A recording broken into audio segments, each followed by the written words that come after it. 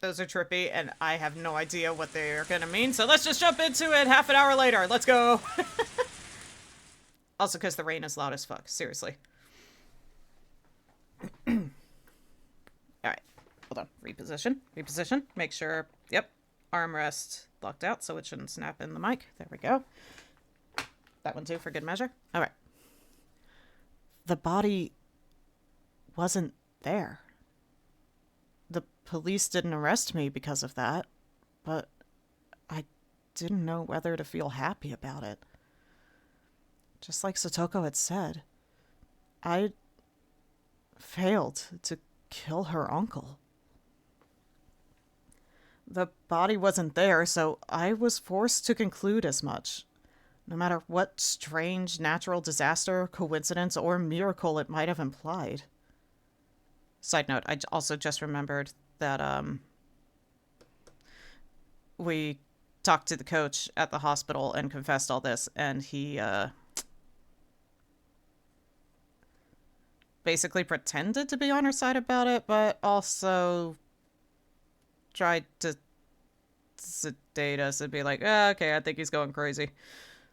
So that sucks. In order to free Satoko, I became a demon. I had to pause to restrain myself from making an Epic the Musical reference. I'll become the monster. Anyway, and this abnormal world was my reward. Yes, metaphorically, I had fallen into the demon world. But if that price had been in exchange for the life of Satoko's uncle, then that would have been fine. Since Satoko's uncle was still alive, still shackling her to him, I needed to become a demon once again. One more time. No. As many times as it took. I would kill that man over and over again until Satoko was liberated. I had already awoken. I looked at the clock to see it was early in the morning, just about 5. It was already light outside. Once I'd hardened my resolve to become a demon again, I could feel my whole body teeming with the awakened power once more. Time wasn't an issue. No matter what, I'd do it. I got myself up.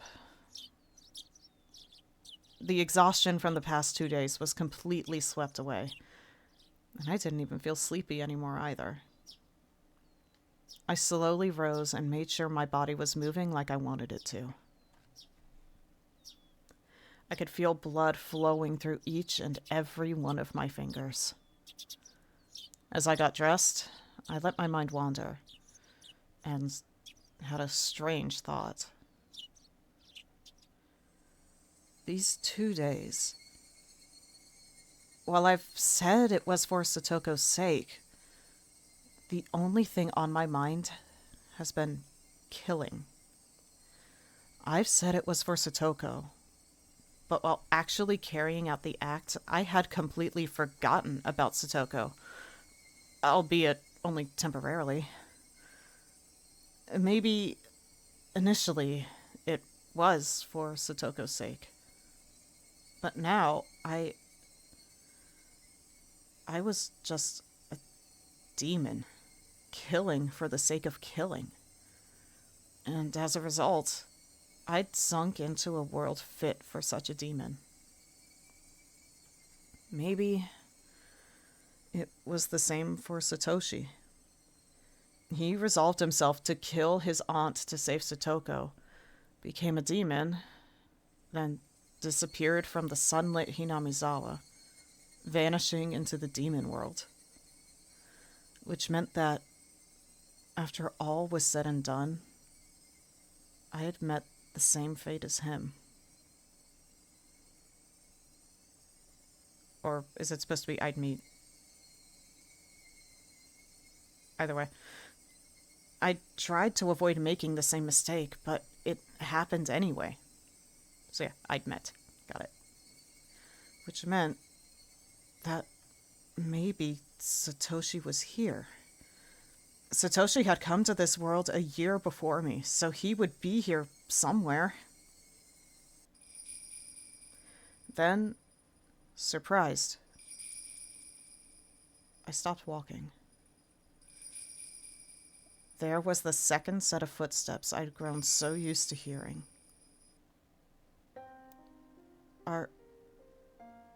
Could you be Satoshi? The empty, lifeless air wouldn't give me an answer. But I felt a strange kind of relief that there was someone there, that Satoshi had stuck with me the whole time. Let's go, Satoshi. Once more.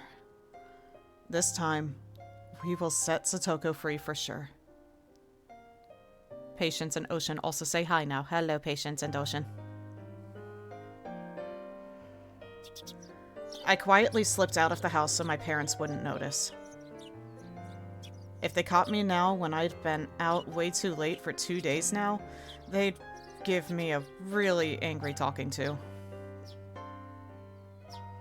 I didn't have the time to allow for that to happen. Today, I would put an end to it. If the dead body disappeared, then I didn't have to bury it. I could just burn it to ashes, and then take them with me so I could kill him again every time he resurrected. I'd do it again. I'd kill him again. And this time, I'd set her free. Outside, the morning light was so beautiful as to stagger belief. I went to the storage room to find weapons with which I could kill him for sure. Blunt or not, it didn't matter to me. Right now, I didn't need to care whether someone saw or if the police came. The world had gone crazy after all. A world where I'd shown up at the festival and had fun even though I wasn't there. Right, there was also that bit that still doesn't make sense. Though I think I remember having a theory about it, but we'll have to see. Even if the police arrested me, I'd probably end up going right back home as if nothing had happened. Both me and that other Keiichi Maebara. Even without me, he'd fill in. I could vanish from Hinamizawa without anyone noticing. So basically, I didn't care if I was mistakenly killed. Even if I died, Keiichi Maebara would remain. After all, this isn't the world I belong in. If I was going to be killed mistakenly for Satoko's sake, then that was just part of my duty as her Nini. As those desperate thoughts became serious, the morning air felt more refreshing to me, strangely enough. Oh, this one's scary. Let's go with this. It was a hatchet meant for chopping thick firewood. Its hefty steel blade was sinister, almost as though it was a tool meant for killing people. I couldn't exactly take it out in public like that, so I wrapped it a little in some old newspaper and tossed it into the basket on my bike. Sorry for using you for evil all the time. I'll need you again today, my legs. I apologized to my bike for some reason. For the past 3 days, I've only used it for dangerous things. I'd been riding this bike ever since I lived in my old town. I could walk most places I wanted to go, so I hadn't used it all that much. My mom had bought it for me when I entered cram school, thinking it would be a convenient way to get to the station since it was far away. So I'd always used it to get back and forth from cram school. I'd only ever put textbooks and class materials in the front basket too. I'd never tried to put a hatchet that I'd be using to kill someone in here. When I came to Hinamizawa, life finally felt fun. I met the best friends ever and had some of the greatest times ever. Those times might have been shattered now, but it was my greatest wish that I could get them back, even if I had to risk my life to do it. That's how fun those times had been. I killed someone. I think to myself with this very positive music in the background. And now I was at it again, needing to kill someone. Riding with a hatchet in the front basket in broad daylight. Surely this can only end well for you, Kate, my bar. Yeah, just haphazardly wrapped up in some newspaper, like, bro, it still looks sus. After the police are already suspicious. Yep. But yeah, we know he's not the smartest. Murder was a crime. I didn't believe that people should ever think murder was okay. But still, the times I'd had were enjoyable enough for me to commit such a crime. My friends were irreplaceable, and the time spent with them a treasure. Hanging out, laughing, sometimes tricking each other, but always in a friendly way. Thanks back to some of Satoko's traps that would easily kill someone. I didn't fear committing any crime, as long as it was for the sake of taking back those times that gave my heart so much pleasure. Yes, this was a value I'd decided to uphold. It wasn't something I learned from a school teacher. It was a noble path that I chose for myself. I thought back to when I'd first come to Hinamizawa. About how on the very first day, Satoko had welcomed me via a blackboard eraser with a rock in it. That welcome really surprised the heck out of me. And could easily kill someone. Depending on the rock. She would laugh, get angry, cry. She was never boring. She was obviously the most childlike one among us. But she was actually lively, full of vim and vigor, and good at meddling in other people's business. That went for Mion, Rena, and Rika-chan too. Wasn't Satoko the one at the center of everyone's laughing and banter?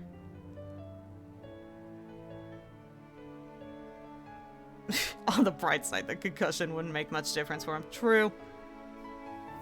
Hell, it might even wake up the brain cell or two somehow. Anyway, Satoko would try to look cool. Then Mion would make fun of her endlessly. Then Satoko would cry, which would put Rena in a state of ecstasy. Rika-chan would be greatly delighted. And I happened to get mixed up in it. We would always fool around like that. It was lonely when someone wasn't around. But if I had to name one for whom it was the worst, it would have been Satoko. Her smile was everyone's smile. Ever since she stopped smiling, so did the rest of us. And for the rest of us, not smiling was the same as dying. It was just like when I was silently going to cram school every day, just to maintain my unchanging test scores. So, basically, we were nothing when she wasn't smiling. She was full of hot air, but she was our princess, cute and unhateable. In that case, I was her knight, searching for the dragon's castle in order to win her smile back.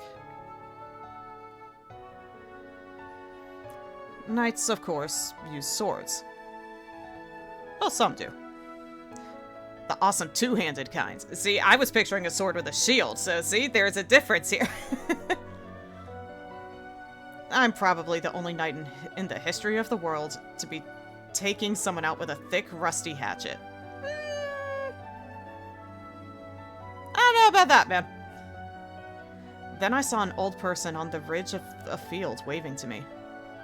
Oh my, Keiichi-kun, out for a morning ride, I see. Good morning. Also, it was usually pole arms, but fantasy nights at least. Yeah.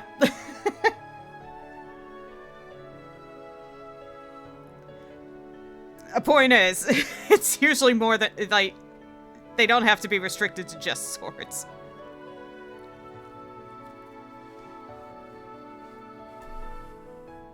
Sorry, I grabbed a french fry without thinking. We'll take this moment to hydration check.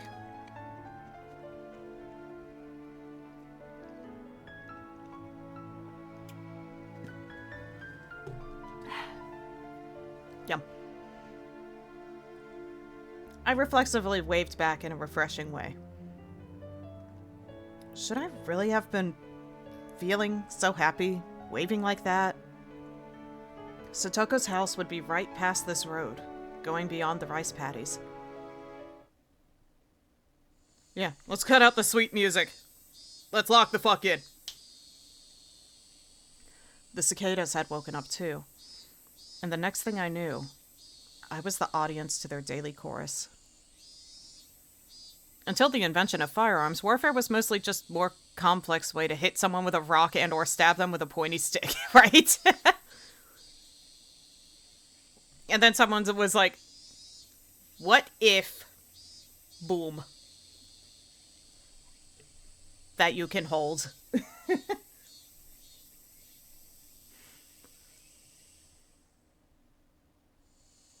Sometimes I wonder how different the world would be if firearms were not invented. Not gonna lie. But that's a discussion for another day. I gave myself a hit or two in the head and drove away my merry morning mood. Got that damn music out of my head. I took a deep breath, then tilted my head back, quelling my pointless excitement. The body wasn't there. Its absence either meant my killing him had been an illusion, or that I'd killed him and he'd risen from the dead. If I was at the festival, then maybe I should have considered it an illusion. Coach probably thought that way, which is why he treated me like a lunatic. But it being an illusion was just impossible. I killed him without a doubt. Without a doubt. If that had been an illusion, then that would make all of this Hinamizawa I was in right now an illusion. If that was the case, then here's how it would end up. I was actually in a vegetative state due to a traffic accident, and I was currently dreaming in a hospital bed about how great it would be to spend time with friends in the rice paddies like these. So coma theory. That was a terrifying thought, though. If this wasn't an illusion, then the only possible answer was that he'd resurrected. It would make him a literal monster. He's a literal monster. Different musical reference. But if he was such a monster, then I was no less than a monster myself. I didn't hesitate to kill someone, and I would even wield curses. Takano-san had died probably because I'd cursed her. Or maybe that was a little much. Sure, a guy I know for a fact that I killed resurrected, I could probably believe that, but actually cursing someone to die, that might be a little bit of a stretch. If Coach and Oishi died too, like I cursed them to yesterday, then I'd believe it. True. Yeah. One is a coincidence. Two, we're I know the phrase is two's a coincidence, three's a pattern, but I don't know, man. This is such an extreme thing. I would say two is definitely a pattern. Anyway. here we are. I set my bicycle aside and went to take a look. And now that I think about it, firearms are just using explosives to hit someone with a rock very fast. Yeah. Yeah, for me, I was like, oh yeah, that's also what cannons were for. Firearms are just small, tiny cannons with tiny little cannonballs that fit in our hands.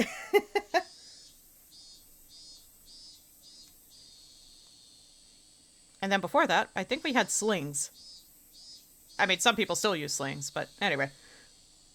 His motorbike wasn't here. Of course it wasn't.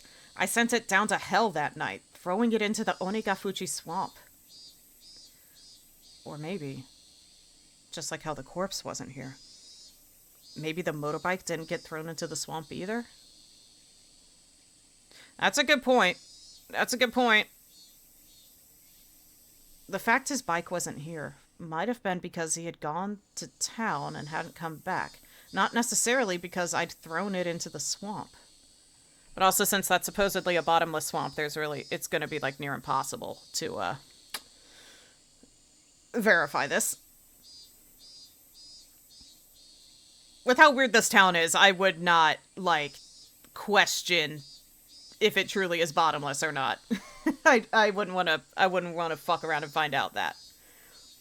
If her uncle wasn't around, then that was convenience on its own. Then I would just show myself in, then wait for him to return, sharpening my hatchet. How nice of him, giving Keiichi extra time to sharpen his... if he was there. Forgotten sensations came back to my gut. A feeling of tension rose within me. The sensation was like poison, dulling my actions. But it could also be the trigger to allow me to awaken to my superhuman, otherworldly self. I held the hatchet, still wrapped in newspaper. Its weight in my hands was profound, sinister, and reliable. I hadn't put on my watch, so I didn't know what time it was. It was probably still a little before 7. Satoko would probably be awake, preparing breakfast and her lunch. But her uncle would probably still be lazing around in bed. A guy like him probably would have stayed up late drinking and probably always slept until noon. I considered ringing the doorbell and having Satoko open the door for me. But if her uncle woke up at the sound, I'd waste my chance of him still being asleep. If Satoko saw me sneaking inside without ringing the doorbell, she'd be surprised. If I ran into her, what would I say? I've come to kill your uncle for you, so stay quiet. No, I couldn't do that. That would be like making Satoko responsible for his death. Be quiet and go wait outside. Maybe that would do it. How would Satoko react to that? She would probably try and get me to give up on killing him. I would have to lie somehow to get her to go outside. Satoko didn't need to know that a murder was going to occur in this house. I couldn't quite think of a good lie to tell her, but I couldn't do much just standing around like this. I made up my mind and grabbed the doorknob. Then slowly turned it. But it didn't move because they locked it like smart people. And pulled. It wasn't locked. Never mind. The gap between the door and the wall steadily grew larger. The chain wasn't even on. Not even the chain. Jesus. Must feel insanely comfortable, like, with this neighborhood or something. Goddamn. Granted, I guess... But we know the villagers have each other's backs. Why the fuck would they do that? Anyway. The oppressive smell of life in Satoko's house hit me. At the entrance, there were a few pairs of shoes and sandals. I couldn't tell whether he was here or not just by looking at them. I could hear a television on somewhere. Oh my god.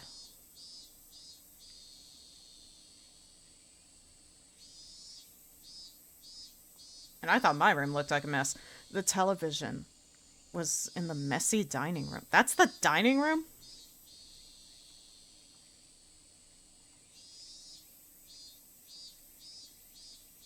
I don't know if I'd feel comfortable dining there, friend. There was food scattered about the table. Like, the only appealing thing is, like, the bowl of apples. Like, everything else is very concerning.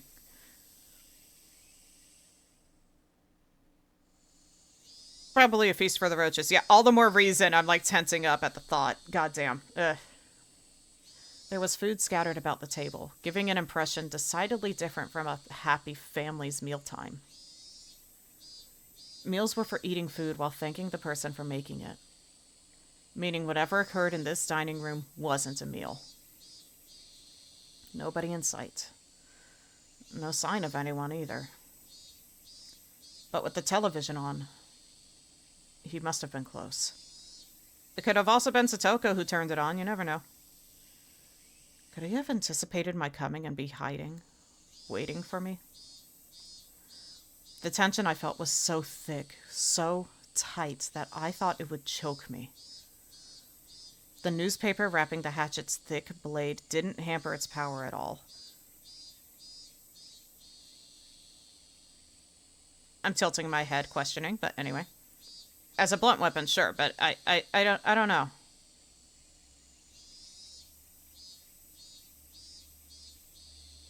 I mean, it would still definitely hurt, but part of me is like, wouldn't the paper impede some part of its... Anyway. No, I'm not much of an axe user, or hatchets. I more prefer bows and arrows, if I'm being honest. Anyway.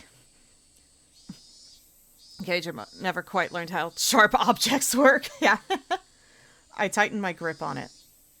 Then, very carefully, took a look around. Where had those peaceful feelings from before I arrived here gone? That was a oddly structured sentence, even though it works. Let me try that again. Where had those peaceful feelings from before I arrived here gone? Even the sound of sweat bubbling up on my brow got on my nerves. Dude, if I could hear that, I would be driven absolutely insane. And then I looked at the table and realized something. This wasn't breakfast. The grains of boiled rice were all hard and dried up. Then, was it last night's dinner? I left the dining room, keeping vigilant, went down the hallway, and found the stairs to the second floor. Kind of halfway between a blunt and sharp weapon, it uses the weight of the back of the head to drive the wedge-shaped blade. Yeah, okay. That makes sense.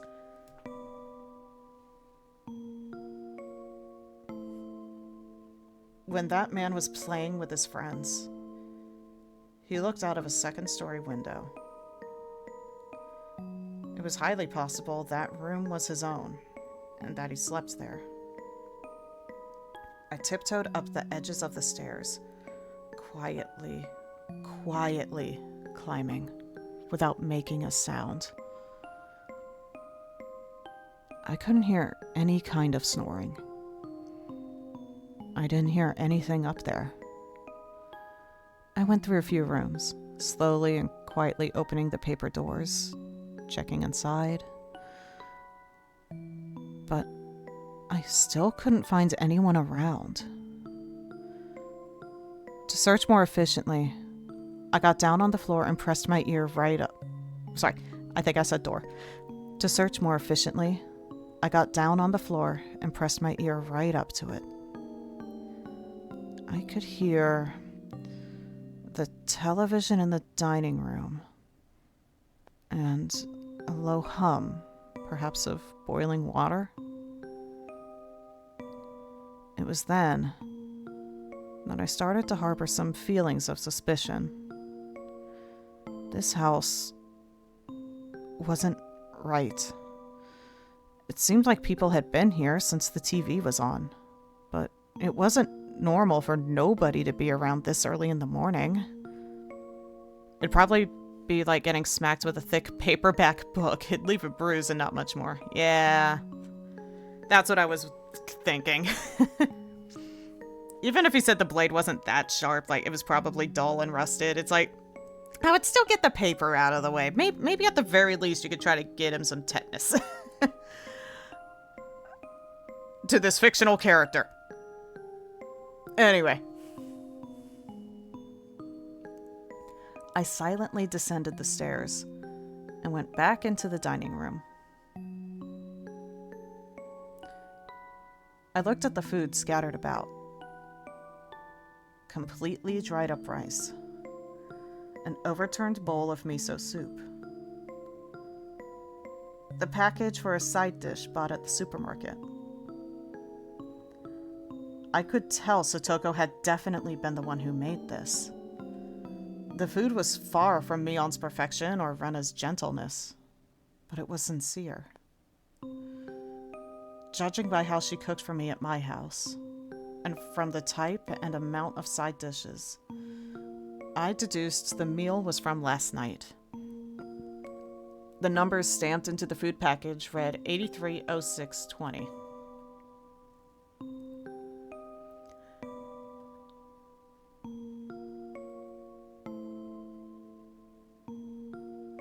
Okay, I was like, hold on. I'm trying to figure out the order here. I should have figured it out just from the 83. Anyway, June 20th, 1983. That was yesterday. And there was food for two. Which meant that this was last night's dinner, and Satoko's uncle would have been here then.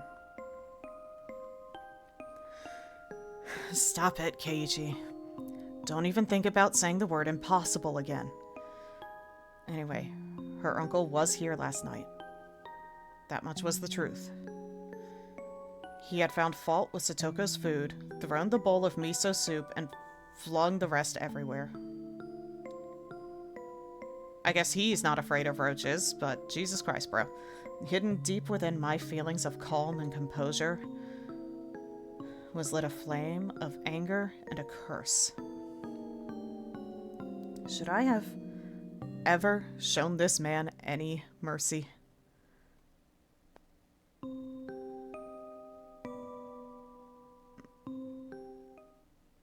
I heard the sound again. The one from before, like a water boiler. What was it coming from? The first floor? Okay, so if you're gonna say first floor, are we talking ground floor, like first floor like we do in America, or is this European first floor and that you have to go up? I'm curious. But where? The bathroom, maybe? I could hear the noise coming from the other side of the frosted glass at the far end of the changing room. Ocean has decided to scream at the wall for no apparent reason. As cats do.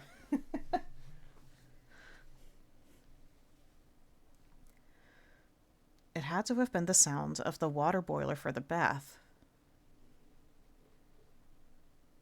Are we going to humiliate this man by killing him while he's naked? That would be crazy. She's a very screamy floof.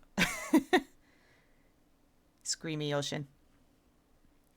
Steam was enshrouding the glass door, and the heat from it was leaking into the changing room where I was standing, too.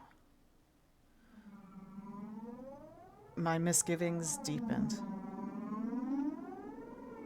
People didn't normally take a bath this early in the morning. That's a little presumptuous, I would say. Some people do like getting... Well, bath maybe. I know people do like getting, like, early morning showers, though. I'm more of a night shower person, but morning showers can be a thing. Part of the reason I'm always sleep deprived. Yeah, Cats. And screaming. But yeah, Keiichi, this is a little presumptuous. I mean, it depends on the person. Don't judge. If one did, then it would mean that in this house, time had been stopped ever since some moment last night. Again, I feel like you're getting a little presumptuous here, buddy. Unless there's like a Japanese, like, cultural reason to not take baths in the morning. I know there are some Japanese superstitions that some folks tend to follow. Like, I think what's one that stood out to me? Not clipping your nails at night or something. I think, if I'm recalling this one story, I want to say it was either Holic or Mushishi that covered that one. Anyway. But from my perspective, it's a little presumptuous. So we'll see. Whistle, whistle, whistle. Was it being reheated? The water boiler in the bathroom had been active this whole time. I checked in a clothing basket. Uh-oh.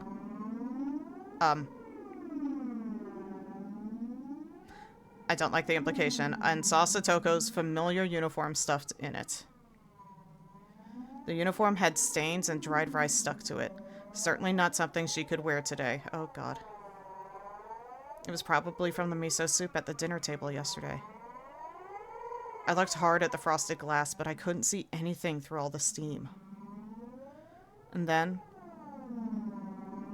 an electric surge ran through my mind, and a terrible premonition came over me. Could she?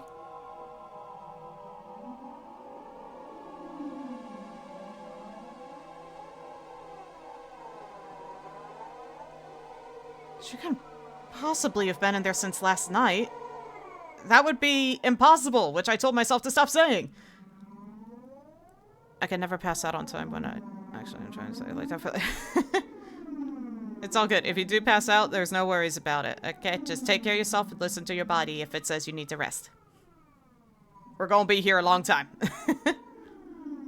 But, no. In Hinamizawa right now, nothing was impossible. I gulped audibly, then quietly pulled aside the glass door.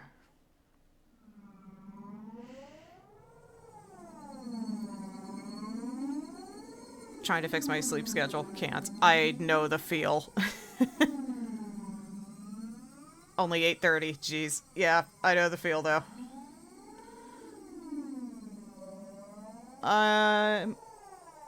Sorry, give me 1 sec. I went to OBS, so just in case something... I don't want to get in... I'm making... In case I need to hide the window for any reason. I'm hoping I don't have to. Hot, steaming air burst out of the slight opening. The fan wasn't on in the changing room, so it went completely white with the steam. Just as the hot vapor poured into the changing room, cooler air also flowed into the room with the bath.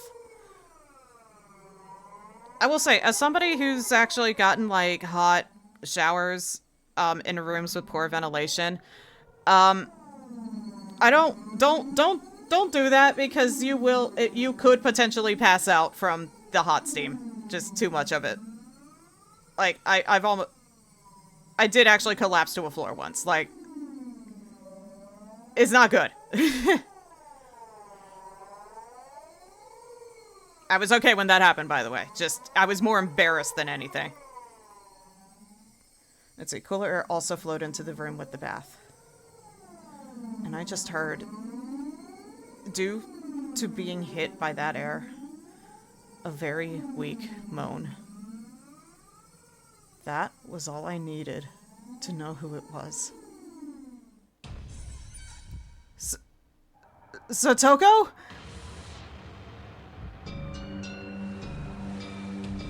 No answer.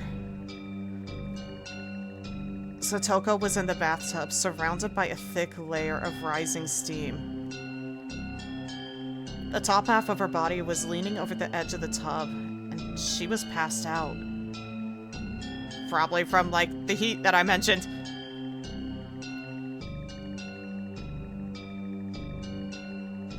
Yeah, don't underestimate the power of steam, man. The water boiler kept on making a whistling noise, as if angered. I could see the gas flame through a small window. It was roaring at full force, completely blue. Satoko's entire body was boiled red and flaccid, as though her bones had melted away. She was almost like a doll.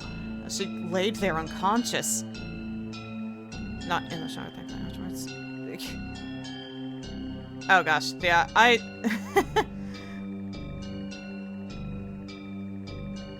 at least one time when I almost passed out, I at least was able to waddle over to a bed to lay down on.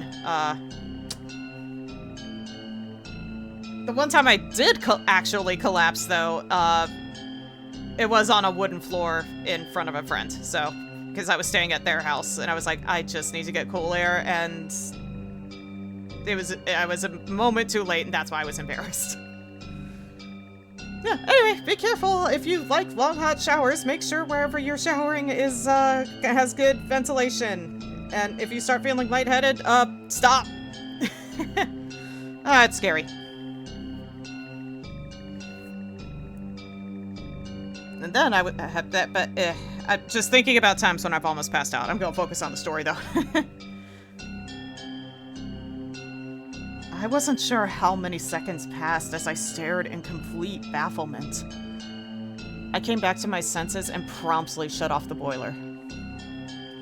Then, I dragged Satoko's small body out of the bathtub. The water in it was as hot as the water in public baths. She was in this boiling water for the entire night? She'll die. She'll die! Satoko's body was lighter than I'd expected as I laid her on the floor and wrapped her in a towel. I went back into the bathroom and opened up the vent, creating a path for a cool breeze to come through. Upon the breeze hitting her, Satoko moaned again. It'll be all right, Satoko. It's me, Keiichi. Do you understand? Can you hear me? Keiichi...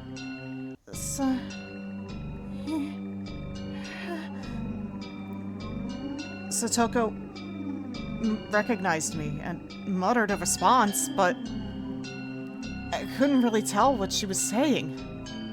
Her eyes were muddy and unfocused. I could tell she wasn't completely conscious. Upon closer inspection, her limbs and waist were twitching slightly. This was way worse than normal overheating. This was dangerous. Didn't they call this heat stroke? Think, what would the teacher do if a girl passed out in the middle of summer during a marathon in gym class or something?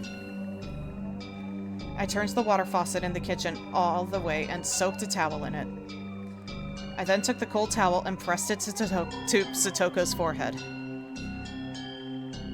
Satoko reacted harshly to the coldness and let out a muffled voice. For burns. Right, you would soak the burned spot under running water. Then I could run cold water in the shower and cool her off like that? No, if it was that sudden, it wouldn't be good for her heart, and she'd go into shock. I think I've read that once before. This was about as much nursing as I could possibly give her. Anything more than this would be too much for the likes of an amateur. What happened, Satoko? You're all right now. I will. Your Nini will save you for sure. 5,039. 40. What? Was Satoko reciting under her breath? I brought my ear to her mouth to better make out the mysterious spell-like words she kept saying. At that moment, I understood what they were for. Satoko, you're counting? Why? People tell little kids in the bath to... Numbers go above 10. People tell little kids in the bath to count to 100 a lot, right? Satoko was counting like that. But 5,039? Technically, she got to 5,040. Still, you moron! How long were you supposed to count down in your own bathtub? 10.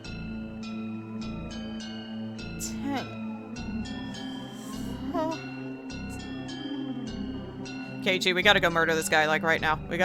Well, first, make sure Satoko's okay, but we gotta murder we gotta murder the guy. We gotta murder! He almost murdered a child, we're allowed to murder him! I doubted my ears, and doubted her common sense. 10,000?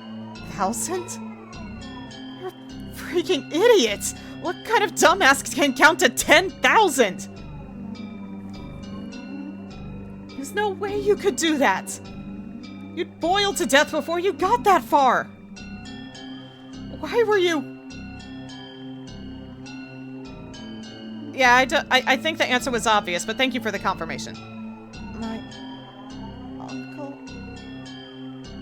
Last night, her uncle flew into a rage at the dinner she'd made, saying it stunk and was inedible. So that tip about being stinky and taking 3 baths a day, that was because that was literally that's what was happening. That was like present time. Oh my god. Last night, her uncle flew into a rage at the dinner she'd made, saying it stunk and was inedible. Satoko didn't understand what on earth he meant. It wasn't much different than what she usually made for him. Maybe he hated the smell of the pickled vegetables she'd bought in particular.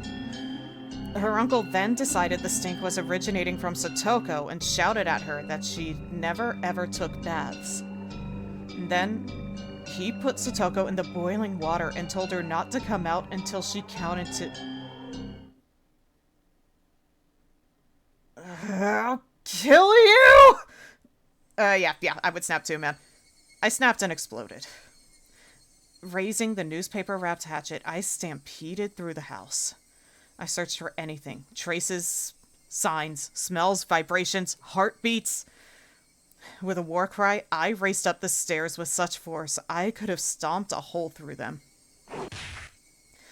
Then I found the futon in the room I thought to be her uncle's, and well aware he wasn't sleeping in it, I bashed it with the hatchet. Did he run into the closet? I'll bust the entire closet down, door and all. If he's not in here, or there, maybe there's a secret door. Any switches or levers in the walls here? I smashed into wall after wall with the hatchet, crushing them. Dust rose into the air, and broken pieces scattered about the floor. I smashed all the glass windows, too, for good measure. Flashback to Rena from Chapter 1, doing that in the past.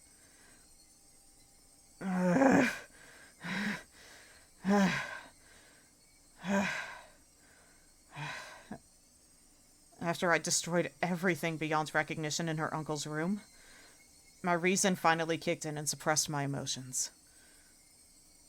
Anyway, her uncle wasn't in the house right now. I'd have to leave killing him until later. Right now, I had to do something about Satoko. I went back to the changing room. Satoko was still lying limp on the floor. There was nothing more an amateur like me could do for her. I needed to take her to the clinic. Coach had treated me like a lunatic yesterday and tried to lock me up in a mental hospital. I never wanted to see his damn face again. But I still needed to go to the infirmary one more time. I needed to have a doctor look at Satoko. I thought about putting her in the dirty uniform lying in the laundry basket, but I had no experience dressing someone, so it would be pretty difficult. Shit. I don't have time to be wasting here. I eventually gave up on clothing her and decided to carry her in the bath towel. Okay, just make sure it's a very secure towel. You want that to be like until dawn secure, dude. Jeez. The clinic was close to Satoko's house. Oh, thank fuck. I was like, okay, how far are you gonna have to walk, bro? It would be way faster to carry her there than to call 119 and get an ambulance. I threw the biggest towel I could find over her and prompted her to stand. Can you stand? I'll carry you over to the clinic. Thank you. Her words sounded clearer than before. She was starting to come back. I cried tears of relief just knowing she'd improved even a little bit. Satoko turned over so she was lying on her face, and then put up a weak struggle to get up on a knee. I smoothly swept her up and put her on my back. The towel I put on her seemed like it was about to fall off. The towel... it hurts. We'll be there soon. It won't be long, so stay strong. It didn't hurt one bit to carry Satoko. She was light. Too light. The lightness actually made me uneasy. Outside, it had gotten hotter, as though eager to attack Satoko. Fucking cicadas. Why did it have to choose this morning to get so hot out? I didn't have time to swear at them. The clinic was this way. Hoisting Satoko on my back, I broke into a trot.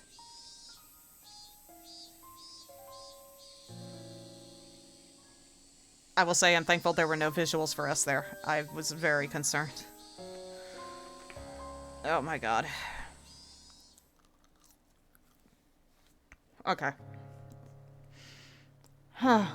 Super quick ad break, and gives me a chance to eat my fries before they go stale.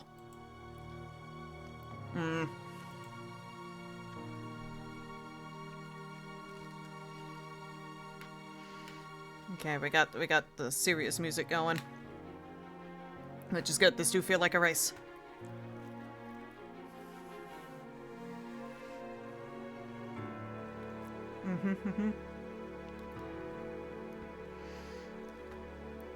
Okay, but yeah, we're absolutely killing our uncle at this point. Absolutely. That man, there's no excusing that. There's no excusing anything he's done, but basically boiling her alive? I've nearly passed out just from, like, showers that were too hot in an unventilated room for, like, half an hour, maybe?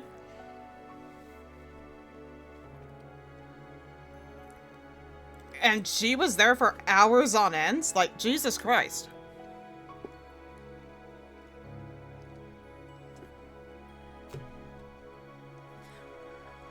I mean, I don't know if it's like this everywhere.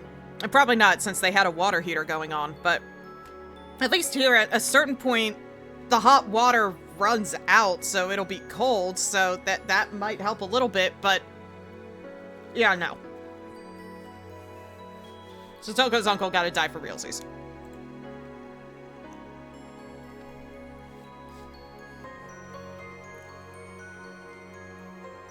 Alright, and finally, hydration check.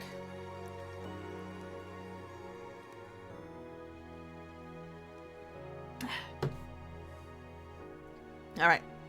The hilly road to the clinic, with which I had never had difficulties before, was now torturous. Big beads of sweat formed on my brow, and at some point, my breath had grown faint. The hatchet in my belt was heavy and made it hard to walk.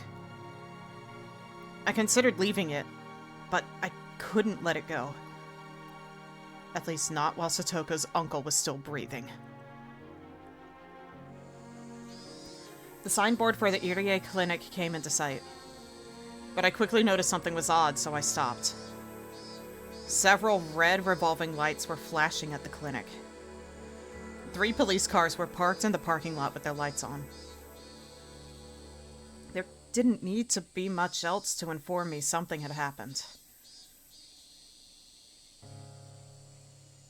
I didn't want to see Coach, so I had planned to leave Satoko in the clinic waiting room and give the receptionist a message. But with that police officer Oishi here, I couldn't go inside so carelessly. Oh fuck, there is a visual. Okay, we can't see shit, but fuck, there is something. What's going on? Why are there so many police cars? I gently put Satoko down in the shade of the thicket. I don't know. I'll go see what happened, so you stay here for a moment. Leaving a lady in a place like this, wearing nothing but a bath towel?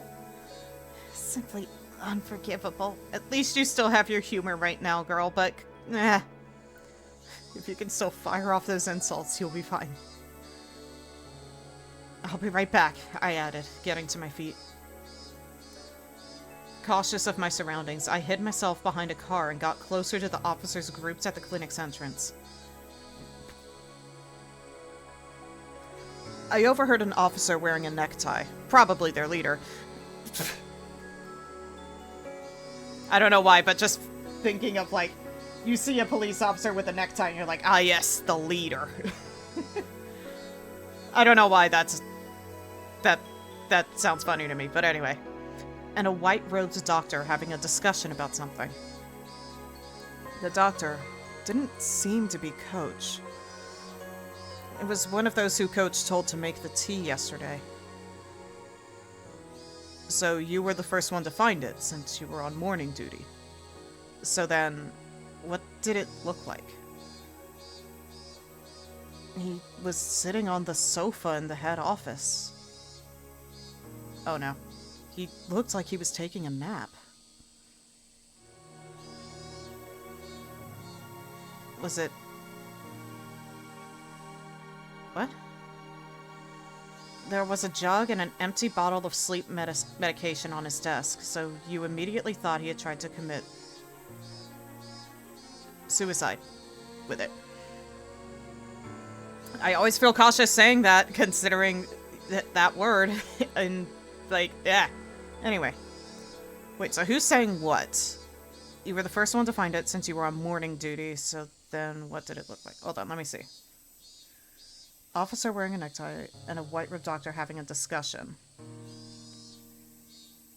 Okay. The question is... who found something first? Well, since there's multiple police cars here, I can imagine that something is in the clinic. Or something happened in the clinic, is my imagining.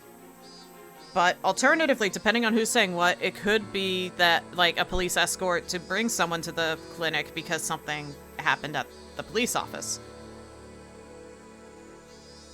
So I just need some sort of clarifying language. If I was just doing this in traditional visual novel mode, it would probably say who's what, but I like this full screen version. Anyway. What else? His high temperature and dilated pupils indicated a severe disturbance of consciousness. It seemed like a typical case of sleeping pill poisoning, so I immediately began to treat him. Without calling the police or an ambulance? This is a hospital, and I'm a doctor. Okay, so doctor found something.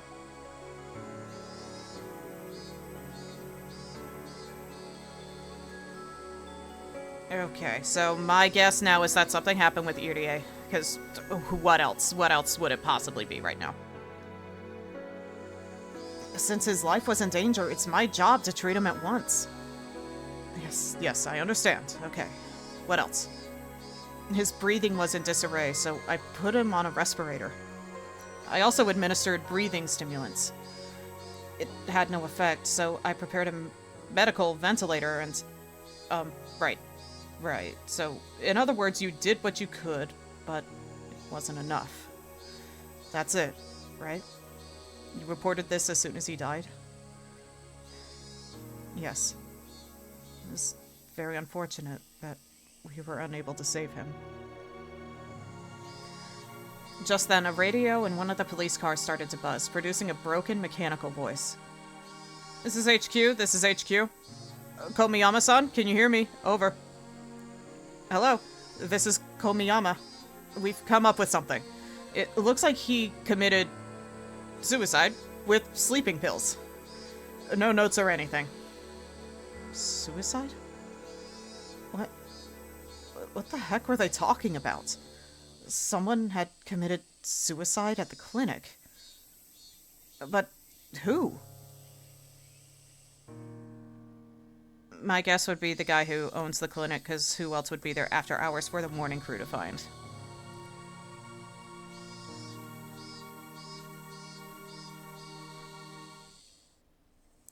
I wish Takano-san dead, and she died the next day. Yeah, that's why I was like, oh no. Because even if it was from the police perspective, it's like, okay, so it was probably Oishi, which is not the case now, so my guess is that it's gonna be Irie. Because again, who else? For like, narration, like, storytelling, narration, logic tells me it's gonna be Irie. And then that's gonna be another interesting coincidence that is leaning into a pattern. If Oishi also shows up dead at some point today, then yes, buddy, you do have a curse. Or the ability to sling curses. Anyway, I wish Takano-san dead, and she died the next day. And yesterday, I wished Coach was dead. Then, could he have... Did he use sleeping medication regularly? I don't really know. Did he normally complain that he was tired or wanted to die? Well, yep. Irie-sensei was normally so... well, himself. AKA the one who would be best at hiding it.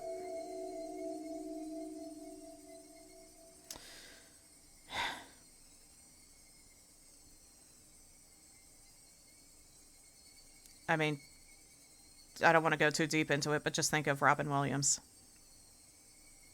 Sometimes there is no sign. At least not one everyone can see.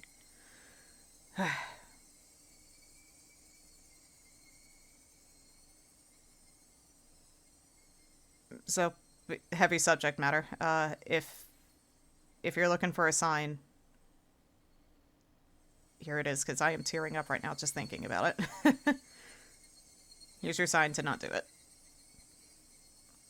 Please get some help. Alright. Moving on. He never acted like that. So, I was right. Irie-sensei. They were talking about Coach. Coach killed himself. Why would he do that? There couldn't have been any reason he wanted to die. The only reason that came to mind was that I wanted him dead. This world was insane. If I wanted someone dead, they'd die. That was the kind of world this was. Then, what about Oishi? What happened to him?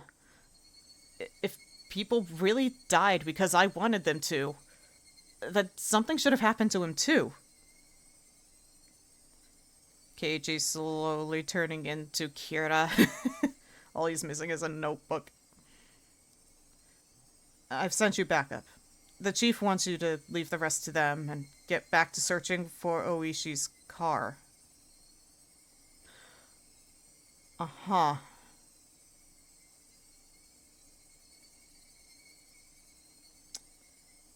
KG, you have just discovered you have a great power that I hesitate to call a power. You better use it responsibly from this moment out. Wish a million deaths on the uncle and stop there. Oh, Lord. Yes, sir. Please, excuse me then. It looks like we're getting relieved here, so please leave everything as it is right now. Alright, let's go. The officers nodded and split up into the patrol cars. Did they just say searching for Oishi's car? Searching for his car. That meant he had gone missing? Takano-san, Coach, and Oishi. When I wished for it, the very next day, they disappeared. No matter how angry you were when you said you wished someone was dead, it didn't normally happen. Everyone knew just wishing for it wouldn't make them dead, and that's why people could utter such curses so lightly. Though it is a curse I wish people wouldn't utter so lightly. Like, the whole KMS thing. Like, no, please don't. Even if you mean it jokingly, if the wrong person sees it, then, yeah, just,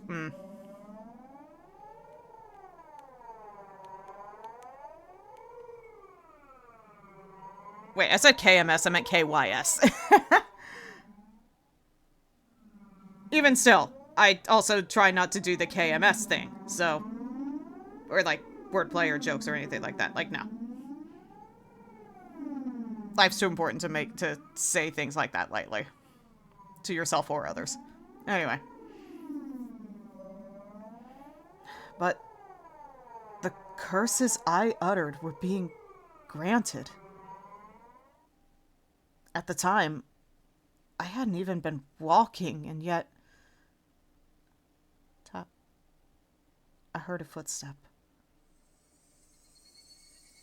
And it wasn't only one this time. Tap, tap. They came from behind. And they stood right behind me. Reaching a hand for my shoulder. Well, aren't you, like, hiding behind a police car right now to eavesdrop?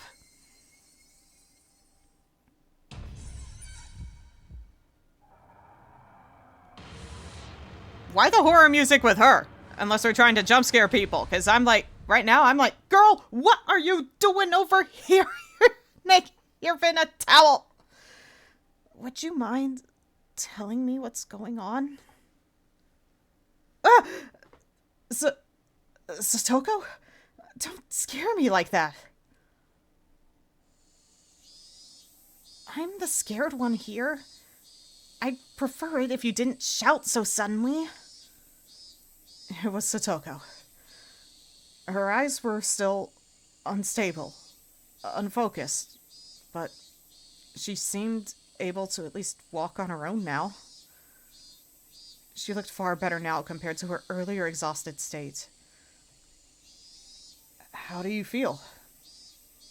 Are you better? I would still get her checked by a doctor. I don't know if this is the place to do it, considering everything, but... My head still hurts. But I can't stay outside looking like this forever. She gave a smile, a show of courage, but her legs were still shaky. I'm also noticing... Yep, he's perhaps a bit preoccupied. Yeah, you know, the clinic and the doctors are a little preoccupied, especially Irie. He's, gonna be real hard to get a hold of now. But also, anyway, I was just gonna say, I noticed, like, I know the towel is the distracting bit, but, she's also got bruising on her shoulders. Reportable. Reportable. This is reportable. I know you want to be strong, Satoko, but at this point, you literally almost got boiled to death. Like, it's time to fucking call it. Okay, you are not weak for this. Okay? Okay. Anyway, what on earth is going on? From what I just heard, the police talking about... Coach apparently committed suicide.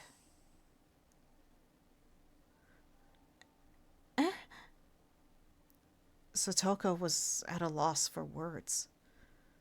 Her face grew paler and paler, and I could tell she was doubting her own ears. Keiichi-san, is that true? I didn't mishear you? That's what I heard. They said Irie-sensei killed himself with sleeping pills. Satoko went down on her knees and broke out in tears. It can't be. Coach, he would never, ever kill himself. As I watched Satoko crying and clawing at the grass, I felt myself trapped by guilt and remorse. I got so angry that Coach was treating me like a madman yesterday, that he betrayed me, that I thought he'd be better off dead. But even Coach, who, to me, deserved to die, still must have had people who loved and respected him.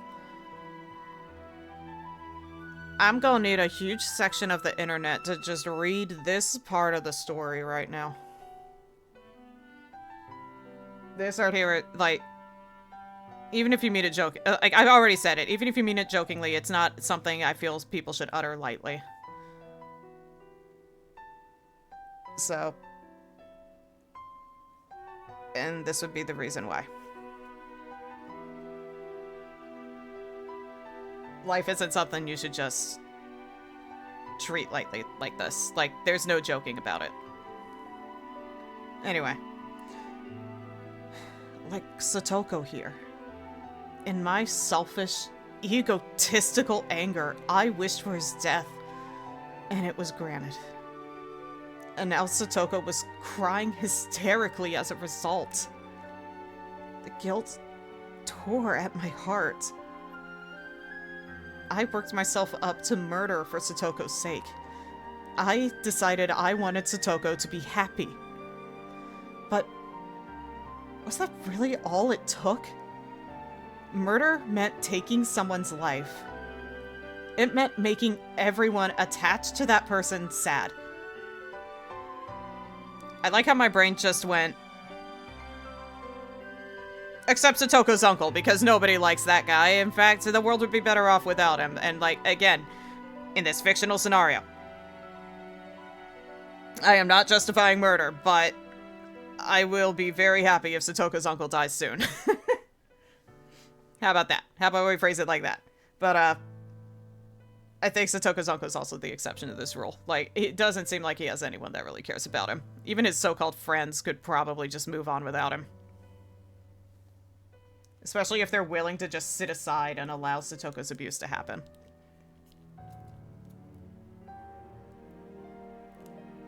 Anyway. In Satoko's uncle's case, literally, if I just moves on. Anyway, in Satoko's uncle's case, of course, nobody would be sad. So I didn't feel a sense of guilt at all. I'm not gonna lie, I wouldn't either. I mean, I might morally, but as I said before, I can't legally advocate for murder. I can, however, joke about it. Yeah. It's like, howsomever.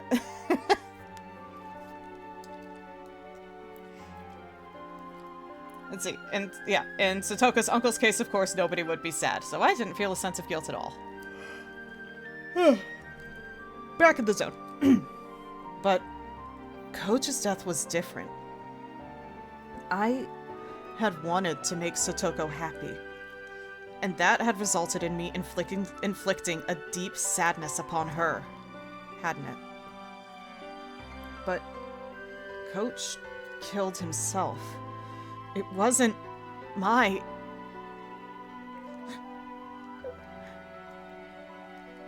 Satoko still hadn't stopped crying, but she seemed to be a little calmer now. Wiping her tears, she stood up.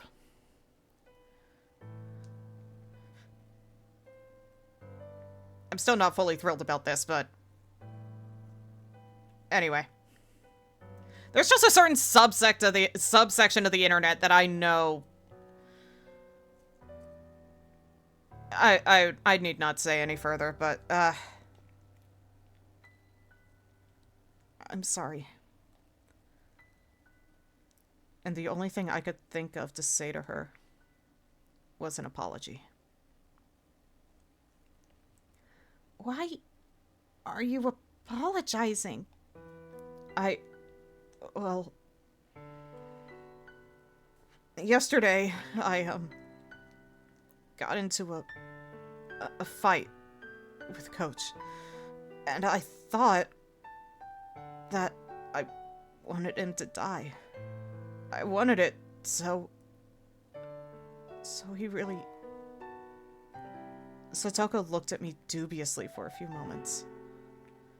Eventually her expression softened as she interpreted my words in her own way. It isn't your fault, Keiichi-san. Coach was an adult too. He felt like there was something he had to give his life for, and chose to do so after a lot of worrying and suffering. It's not anyone's fault. She smiled a little, trying to comfort me. I do not want to be like this forever. I want some clothes. Are you okay? Shouldn't you get someone at the clinic to... I won't die from putting clothes on before going. Satoko readjusted her bath towel and started back along the path. Her stride was wobbly, and it didn't look like she'd recovered as much as she let on.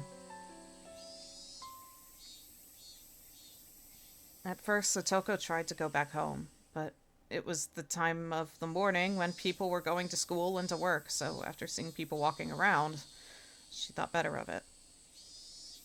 She must have been pretty embarrassed wearing only the towel. I know I was. When I passed out in front of my friend from Steam. I'm going to Rika's house. My clothes should be there. What's wrong? Keiichi-san? Satoko noticed how I was hanging my head and spoke to me. Despite how he might have come off, Coach was an adult, all right? He would certainly not have killed himself after a petty fight with you, Keiichi-san. Please, stop blaming yourself. At first, I thought it was a coincidence, but with 3 people now, I couldn't discard the possibility. There was no such thing as impossible in this world. These past few days haven't made any sense. What hasn't? Satoko seemed to be having trouble breathing, but she still tried to listen to what I had to say. At the Watanagashi festival the day before last, you went home on the way there, right? And I went there and had a lot of fun. So it would seem. I do apologize for getting so upset with you about it. Satoko remembered how she blew up at me in the classroom yesterday and bowed to me a little. If I said I actually didn't go to the festival at all, would you believe me? Satoko looked at me, confused. She couldn't help it, of course. Of course I wouldn't believe you. What are you on about? You wouldn't, right? I don't believe it either. I mean, I didn't go to the festival, but everyone's saying I hung out with them there. Nobody would believe it, right? Are you being serious? Yeah. Ever since the night of Watanagashi, everything's been messed up. These weird footsteps suddenly started following me everywhere. The blood drained from Satoko's expression. Footsteps following you? Yeah. I thought it was just my imagination at first, but they stayed with me. They're probably still there. I can't tell them apart now because of your footsteps, though. Satoko took a long and hard look at me. And maybe she was doubting my sanity? Coach did the same thing. I mean, why wouldn't he after telling him this? The more I thought about it, the more I was unable to endure the feeling that my hatred for Coach had been meaningless. On the day of Watanagashi, I didn't go. I was doing something else. The whole time. I wasn't sleeping or unconscious or anything. So it's not possible that I walked to the festival half asleep and forgot about it afterwards. That is quite strange. Then how were you at the festival? That's what I mean. I didn't go to the festival. No, I can't let myself get emotional. If I get agitated now, that'd be like proving that there's something wrong with my head. Sorry. Well, nobody believes me, so yeah. If that is what you say, Keiichi-san, then I will believe you. Excuse me. Then what? That night, the one thing I'm still, even if she's dead, I'm a little hesitant about this, because she said we never saw each other. And that was a very important point. But she is dead now, but who knows, not, like Keiichi's been pointing out, nothing's impossible, but I think this is the first person he told that he saw Takano that night. This could be a problem. We'll see. That night, I saw Takano-san, and it felt like she was looking down on me. So, I made a wish. A wish that she would die. Takano-san does have that sort of air about her, doesn't she? I cannot say that I don't understand how you feel. Did you know that Takano-san died? It happened yesterday. Apparently she was burned alive somewhere. Is that true? She died? I wished for her to die, and the next day, she was dead. And Oishi from the police, too. Do you know him? That annoying and... It's a descriptor, not an insult right now. That annoying and fat detective guy? Satoko nodded a little. I heard from the police earlier, but apparently he went missing. And yesterday, actually, well, wished that he would die. Is all this true? I will point out that we just heard that his car is missing, not Oishi-san himself, as far as we know, if I recall correctly. It could just be a car and not Oishi, but we'll have to see. The point is, it's enough to convince Keiichi, and it's honestly at least a little bit enough to convince me. It's a little too coincidental for this shit to be happening. At some point, you gotta say it's not a coincidence anymore. I'm not lying. I don't want to believe it either, but it's true. Takano-san, Coach, and Oishi, I wanted them dead, and then they really died. For a little while, Satoko was at a loss. A long silence ensued.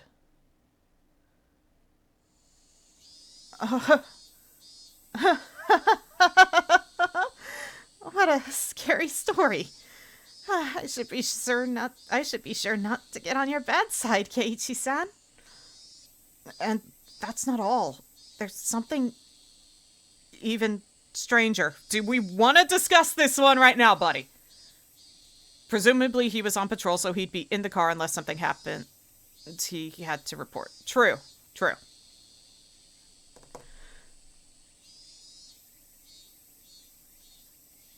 Like, because considering he wasn't there, I kind of feel like I'm under the assumption that he was with the car when it disappeared. But, until I get solid confirmation one way or another. Which, who knows if we'll ever get that with these games, but we'll see. KG, are you sure you want to bring this one up? Oh well, we can't stop him. There's something even stranger. It's about your uncle. I would rather you not talk about my uncle. He was there yesterday, right? At your house. Could we please stop talking about him? I don't want to. It's impossible. He couldn't have been there. I said stop talking about him. No.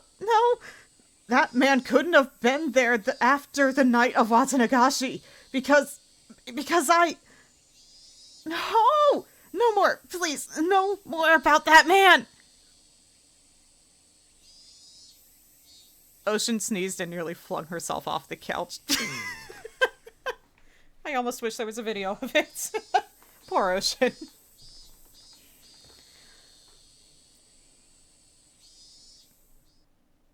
I killed him! With my own hands! Even the cicadas stopped crying. Feels like one of those moments where you suddenly the music or conversation in a busy place dies down right as you say something like that, and you don't expect anyone else to be able to hear it, but you say it, and then it seems like they all heard you say it because everything quieted down at just the right time. Hopefully nobody else is nearby and heard him say that. Her face was streaked with tears, and it stiffened even more as she looked at me in disbelief. On the night of the Watanagashi festival, I killed your uncle. So, it's impossible that he could have gone back home. But still, he went back. And last night, he found fault with the dinner you made him, yelled all sorts of things at you, and then basically boiled you in the bathtub. That couldn't possibly have happened. So I wanted to make sure I'd actually killed him, so yesterday I went to dig up the corpse I buried. But the body wasn't there. Is that even possible? I killed him for sure, but there was no body. And he went home like nothing happened. Home to you, and that wasn't supposed to happen, was it? Satoko's entire body stiffened. She was shrinking away, like there was someone in front of her, about to hurt her. You probably think I've gone a little crazy, don't you? I don't blame you. I can't believe it myself. Keiji-san, I think you are very confused after all the people you wished were dead coincidentally died. You're just in shock at Coach's suicide and you're really upset. I think you should stay home from school today and rest. I'll be fine, so please take care of yourself. Satoko spoke like she understood me, but she also told me to go home. I could see the revulsion in her face, and knew that she didn't want to be around me anymore. Once I show you to the clinic, I'll go home. Your legs are still shaking, aren't they? It'd be terrible if you collapsed halfway there. Really, I'm fine now. I do not want to keep exposing myself to a man any more than this.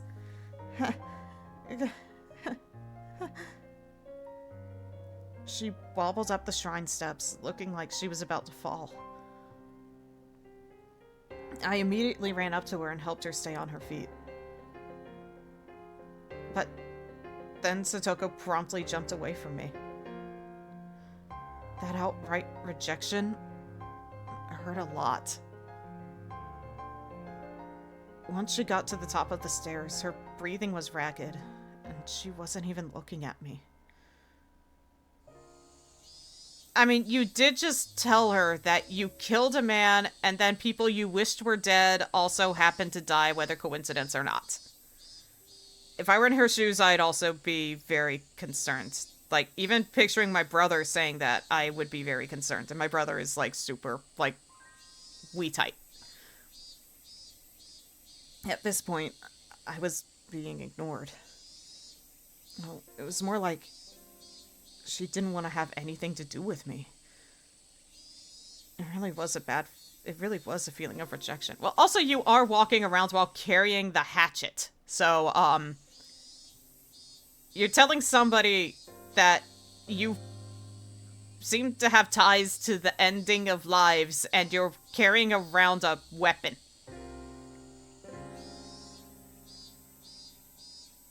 That,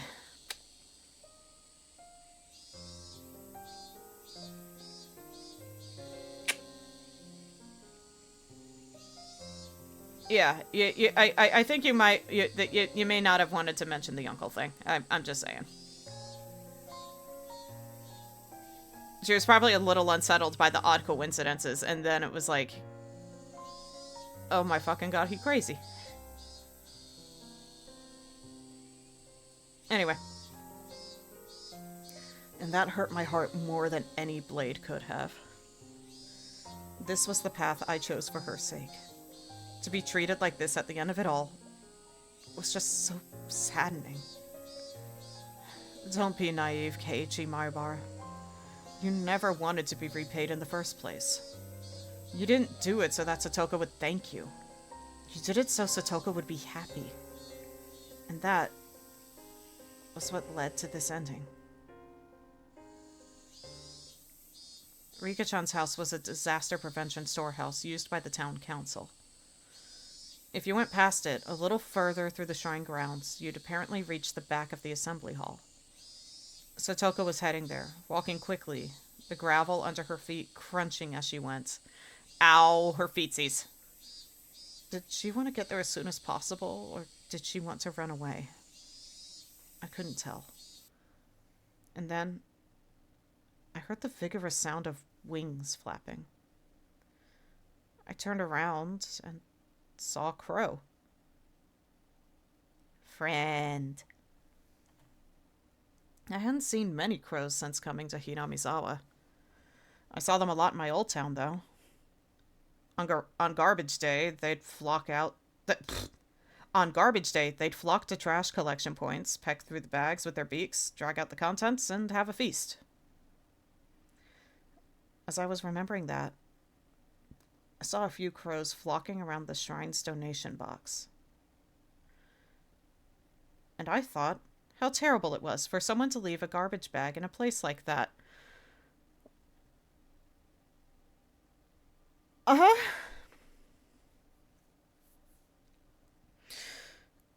I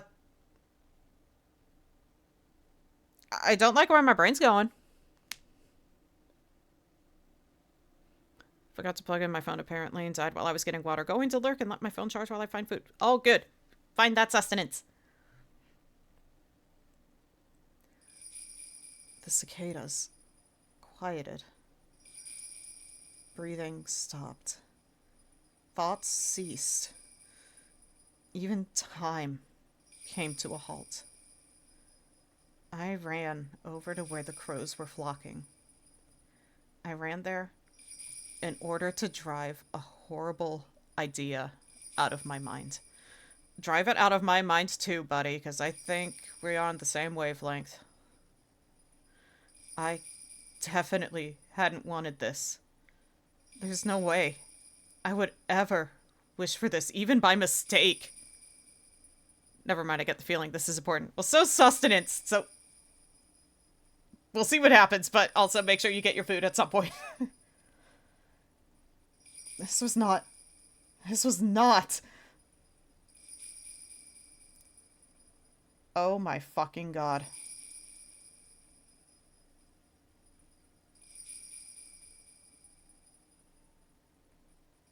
There is no way.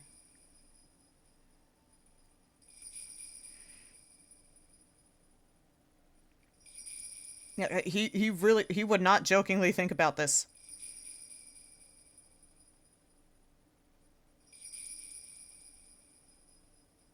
Not so okay, so this I think might cancel out the I think your wishes for death have just been coincidence because you definitely did not wish for this, I'm assuming, based on hair color. God damn it. There's no fucking way in hell. How? Why? Why? What?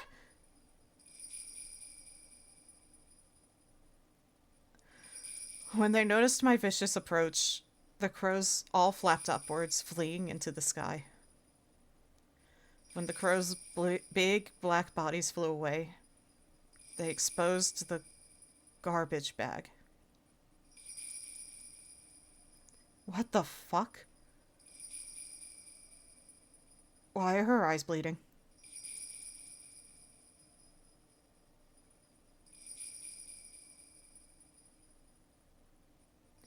What had I seen there?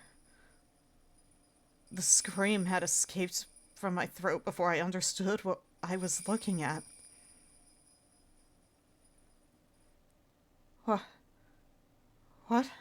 was this? Satoko came over as well, realizing something had happened. And she looked over my shoulder. Then she screamed as well. This wasn't... The garbage bag was crimson, dyed in fresh blood. Enough of this stupid roundabout way of saying it. That's right, yes. The sound effects made me jump. It was... Rika-chan! Our friend, Satoko's best friend. Always easygoing, clever as a cat, but so cute you couldn't hate her. Our friend, Rika-chan, she was... Rika-chan...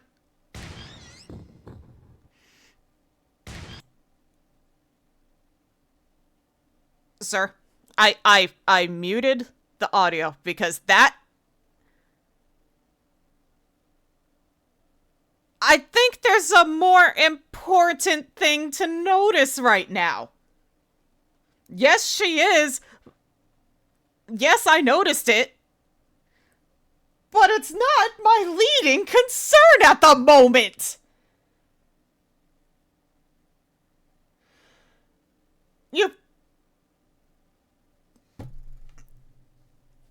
That's not what you open with! That is not what we're roundabouting here! That is not why we're screaming! Alright, audio back. Rika-chan was stark naked. She was face up, limbs sprawled. Her eyes were like glass, just staring up into the sky. And...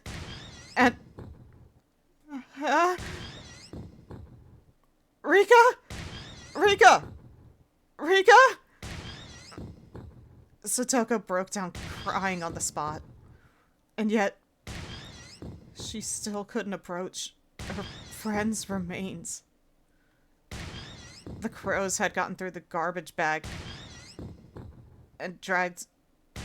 Well, they dragged out an apple peel and spread it all over. Why do I have a feeling that it's not an apple peel? No. Crows, they couldn't do this. On the spot, I started vomiting. The sour taste became a bitter one as I threw up over and over again. Rika-chan, she...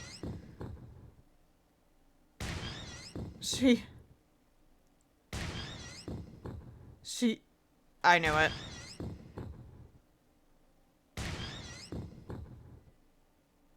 It's like, we're not talking about apple peels here, are we? Her stomach was cut wide open.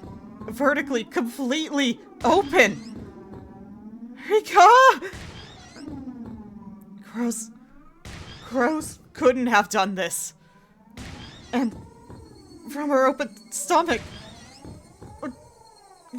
her organs, her bowels were dragged out like children's toys left all over the floor. That unbelievable sight induced oxygen deprivation in my brain. Color left my vision. A pounding headache. Dizzy.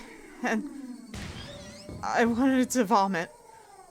It was like the nightmarish remains of a ceremonial killing. Someone, somewhere, had killed Rika-chan, brought her here, laid her here with her limbs sprawled out, and then cut open her stomach and dragged out her intestines. Red and pink viscera were sticking out of her gut, and her intestines were scattered in every direction, like it had been for fun. The entire grounds was covered in an ocean of red and black. A few of the crows had hopped around inside that ocean. They didn't know better. Don't blame them or make it about them. They walked through the sea of blood, leaving bloody footprints. And those footprints, there were several still left on Rika-chan's body. Those sinister prints made it seem even more like a bizarre ritual killing. I may have wished for Takano-san, Coach, and Oishi to die, but I didn't remember ever wishing for Rika-chan's death. It wasn't me. It wasn't me. It wasn't me. I stumbled backwards, then stepped on a newspaper. Did it fall off of your hatchet? A newspaper? In a place like this? The newspaper was what was covering my hatchet. I had kept it wrapped up and on my belt in order to carry Satoko. And that newspaper had fallen off. Sheesh, don't scare me like that. I mean, I'm still scared, like, 'cause potential implications. I bent down to pick it up, and then Satoko looked at me with such disbelief as I'd never seen, and froze. She was looking straight at me. At the hatchet on my belt.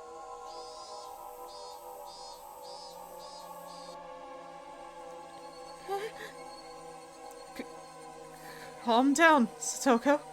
This isn't what it looks like. Satoko, trembling madly, backed away. It wasn't me. It wasn't me. It wasn't... She didn't care at all that she was exposing herself through the towel. She just trembled and tried to step back from the demon in front of her. Alright, have fun going to look for food. Satoko, please, calm down. Please, relax. Satoko, no. No! Screaming weakly, Satoko began to run unsteadily. Run away, that is. Wait, please, wait, Satoko! You're wrong! That's not it! You did just tell her that... Dude, you...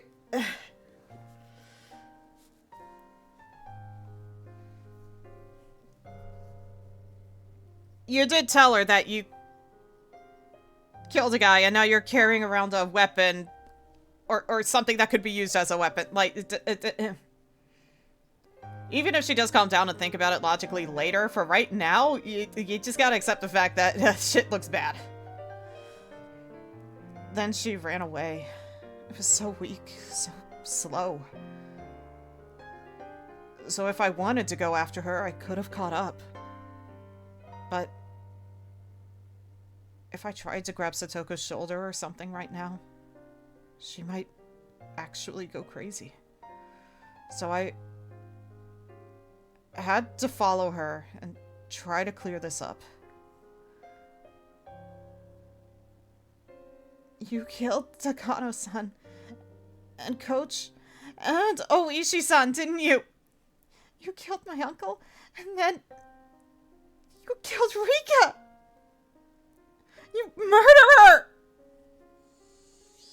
No, it wasn't me. I didn't kill her. Everyone else maybe, but...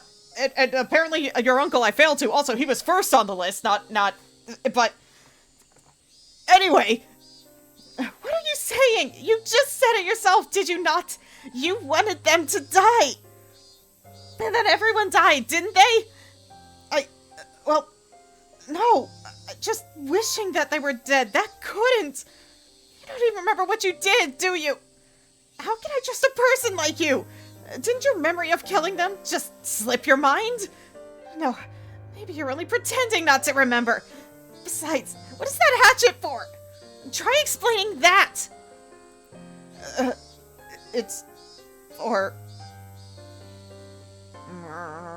See? Keiichi-san, you're a killer, aren't you? Why did you do it? You were a little mean, but you were fun and kind, and once I even thought you might be my real Nini. How did you turn into this? I might have been able to slowly answer each one of Satoko's questions at a time, but in this situation, explaining my innocence in such a short period of time was impossible.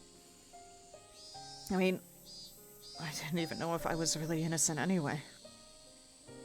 At the very least, I killed Satoko's uncle. There was no body, but I killed him. Without a doubt. At that point, I was far from innocent.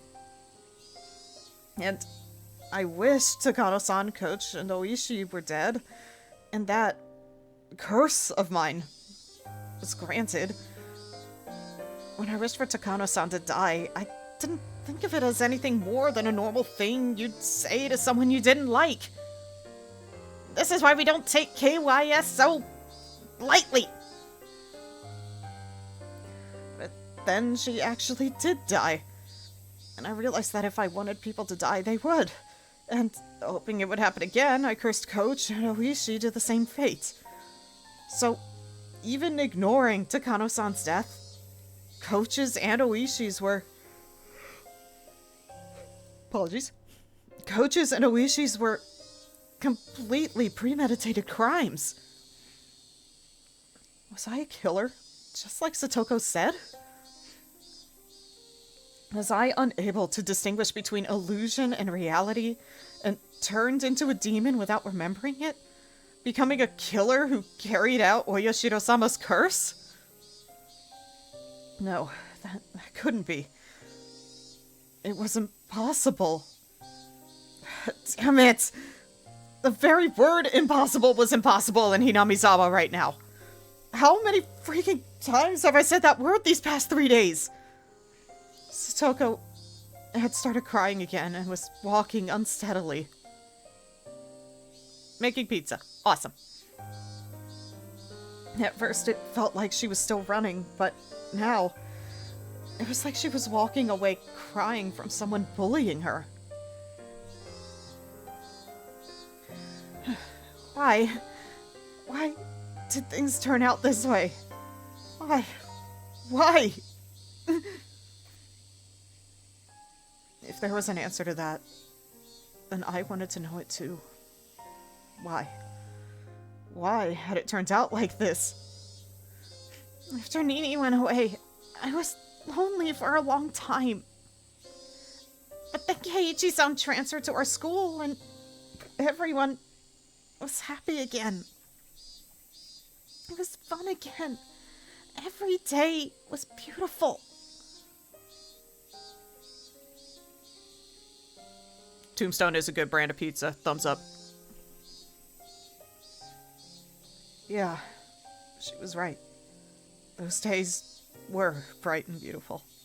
And yet, after that, Satoko and I shouted the exact same thing. How did it turn out like this? The cicadas were sneering at the spectacle, our strange game of tag. Shut up, shut up, shut up! Eventually, I heard the murmuring of a stream. The forest parted, and a suspension bridge appeared. Satoko was crossing dangerously, wobbling as though she might fall at any moment. Oh god, no. And when I stepped onto the bridge, it swayed a lot, causing Satoko to stagger and fall on the spot. Satoko, are you okay? Don't come near me! You murderer! Satoko shouted, her hatred made very clear. It was sad. If words could cut, then this warmth flowing from my eyes would have been blood for sure. Why did you turn out this way? Keiichi-san, I really, really liked you. I wanted to go up to her and give her a hand, but the distance between us was uncrossable. If I got any closer, Satoko would start shouting again. And say things that would hurt me deeply again. So, I couldn't approach any closer than this. Satoko, I don't know how things turned out like this either. But I can say this.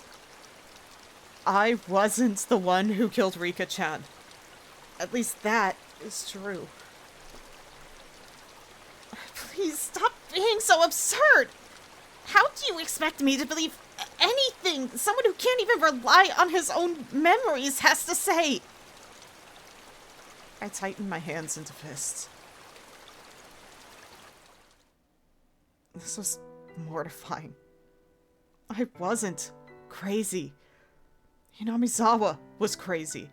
Ever since I wandered into it lost on that one night. This insane world where I was at the festival when I wasn't, and the uncle I killed was alive, where death would just come by wishing for it. It was this world's fault.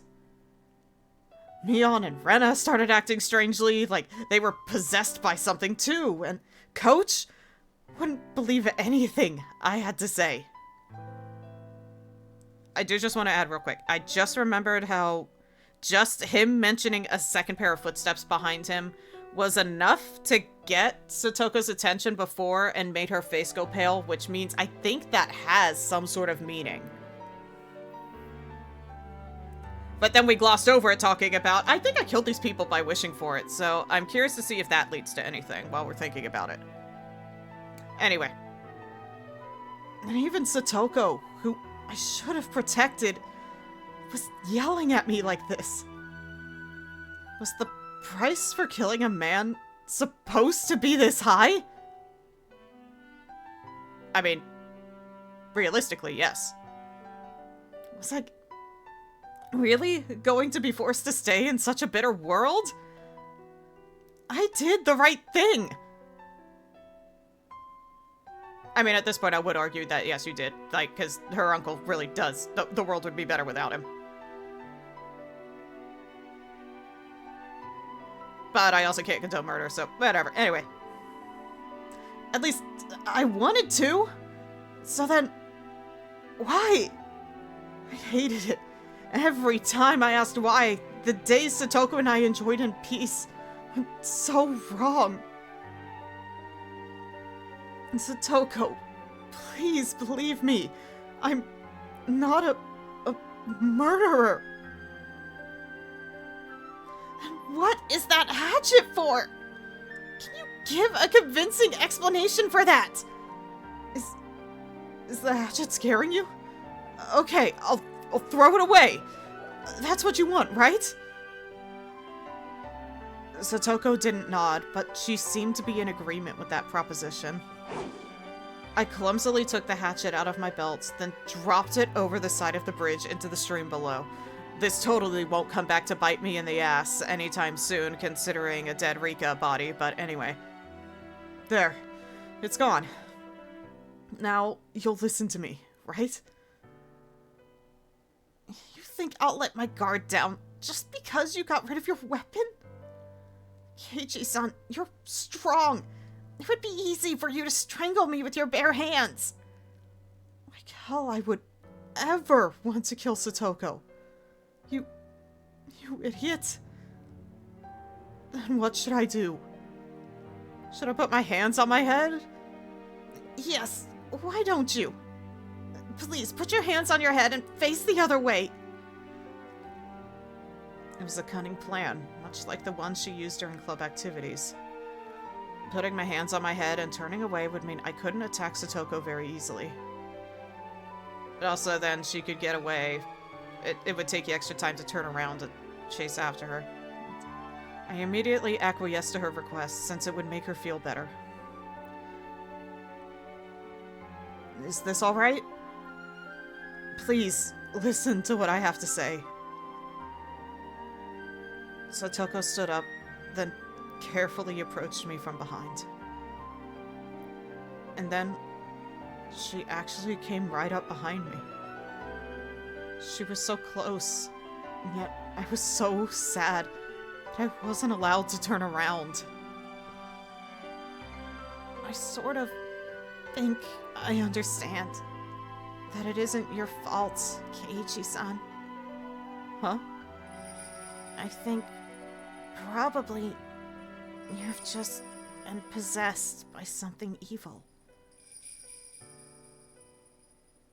Until before, I thought Keiichi-san was a killer, but now I know. After looking at your eyes, I could hear that Satoko was still crying, but her voice was gentle just the same.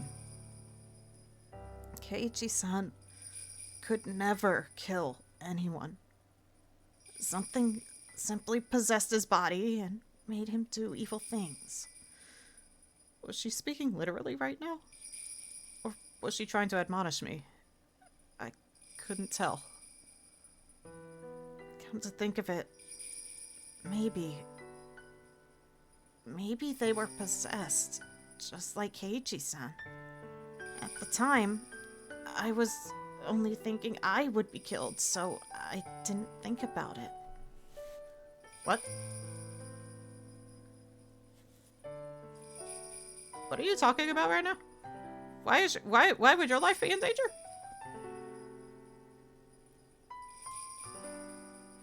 But now I understand. That was the work of something evil. That possessed you.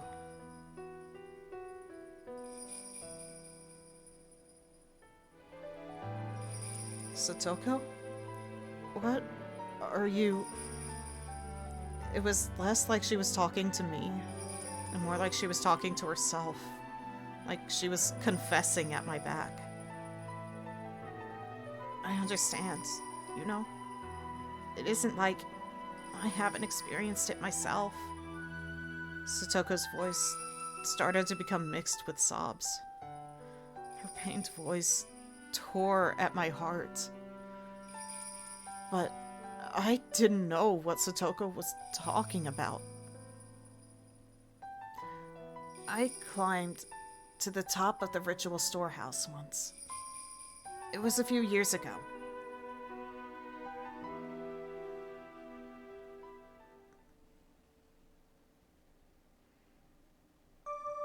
Once, when Satoko was playing hide and seek at the shrine grounds, she climbed... Sorry. Yeah, there's no quotes, so let me just read it as is. Once, when Satoko was playing hide and seek at the shrine grounds, she climbed onto the roof of the storehouse for ritual implements, which everyone said not to go near, and hid. Then Satoko saw that she could get in through a window meant for ventilation. For Satoko, the word curse was plenty scary, but she was more curious about what was inside the unknown storehouse. She removed the grating on the window, which was already hanging off, slid her small body into it, and climbed down inside. It was too dark to see much, but after descending, she realized just how high up she'd been. Despite the darkness, she could see a few things around her thanks to the faint light coming in from the air window. And to her disappointment, it was just a regular old storehouse. She tried to leave, but the door was locked up tight from the outside, and it was made to not open from within. She would have to go back out through the ventilation window she'd come in from, but the window was high on the wall, and there was no way she would be able to climb back up. Satoko desperately tried not to cry, and racked her brain thinking of a way to get up there. There were a lot of birdcage-looking things hanging by chains from the ceiling. Oh my god, honey. That's not what would be in... what did you call it?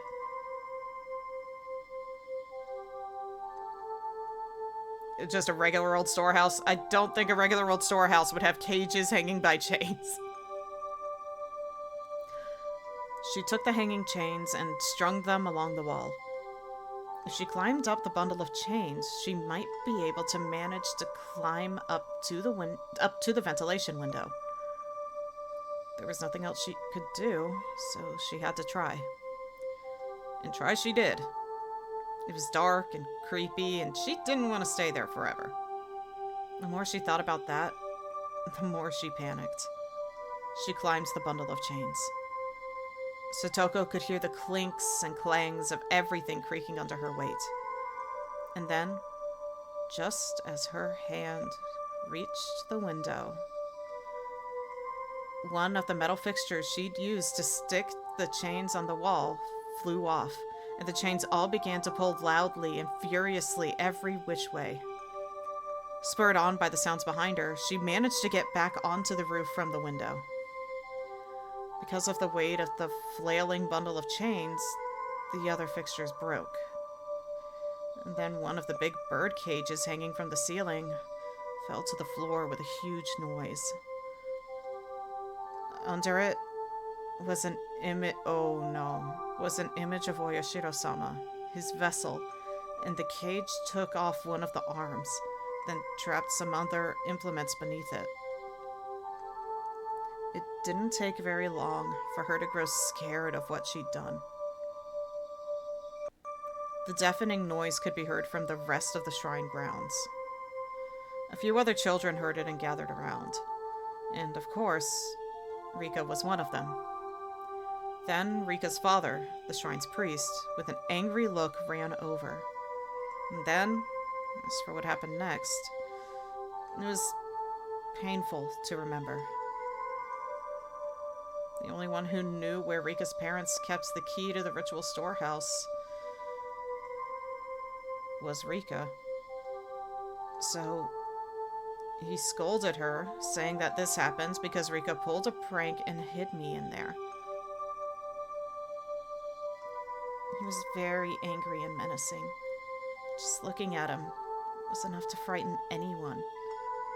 He exposed Rika's back, took a strangely shaped ritual cane or something, and what the fuck? Struck her with it several times? Rika's words at the time, "It wasn't me, it wasn't me, I'm sorry, I'm sorry." That pitiful voice. I still can't get it out of my head. I should have said it was me. I should have said so. To save my best friend from that false accusation without being afraid of Rika's father's terrible temper. Rika gritted her teeth and cried at the crime she didn't remember doing. Ever since then, the world had been strange. I know. I understand. This is Oyashiro-sama's curse. His judgment. For messing up the ritual storehouse and forsaking my best friend. Oyashiro-sama's curse. My father and mother too. They vanished in that muddy stream. My mean aunt died too, but then Nini, who loved me more than anyone, ran away from home. And then Keiichi-san transferred in, and I thought I'd finally gotten my fun life back, but this time, Keiichi-san was possessed, and even Rika got killed. There's something I heard once. Oyashiro-sama, when he really curses someone, he doesn't kill them right away. He goes in order of your closest friends. And after killing them all, he kills that person last. So, Keiichi-san, the curse got you too. I'm sure that Rena-san and Mion-san will be cursed next. And then they'll kill and be killed. No more. No! Calm down, Satoko. There is no curse. Nobody is trying to torment you. When I turned around, I was thrust away with amazing force. Given my hands were awkwardly placed on my head, I couldn't take the fall and lost my balance. And I'd been pushed not into the bridge, but to the side. Towards the stream. I mean, weren't there guard cables there? Anyway. Oh. This can't be happening! As one last miracle, I was allowed to grab a cord hanging from the bridge. Far below me was the stream. We were pretty high up, and below were rocks of all sizes. Sharp rocks at the bottom? Most likely. Fuck all that. If I fell, it clearly wouldn't be pretty. The entire bridge was tilting under my body weight. My frail little grip probably wouldn't last another minute before my fingers had to let go. Satoko? Satoko! I didn't understand myself. What I meant by shouting her name then. Was I asking her to save me? Or was I asking her why she did this? Finally, everything came back into focus. And I saw Satoko. And I was surprised at what an odd expression she had. Is it her turn? Is it her turn? It was... This music tells me it might be. It was the first time I'd seen it. It was an expression of righteous anger meant only for those who needed to die. Close enough.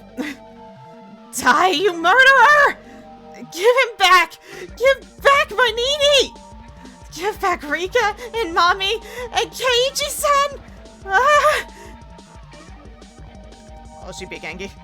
As she screamed, she jerked the bridge to and fro. She didn't have to do that. It was going to fall anyway. I won't lose to the likes of you! I won't lose to some stupid curse! I will never, ever lose to you! You took everyone. I will never lose to you, not ever! Satoko, please, just let me say one thing. I don't know what my face looked like at the time, but it seems like it was enough to quell Satoko's agitation. I know that what I did isn't exactly praiseworthy.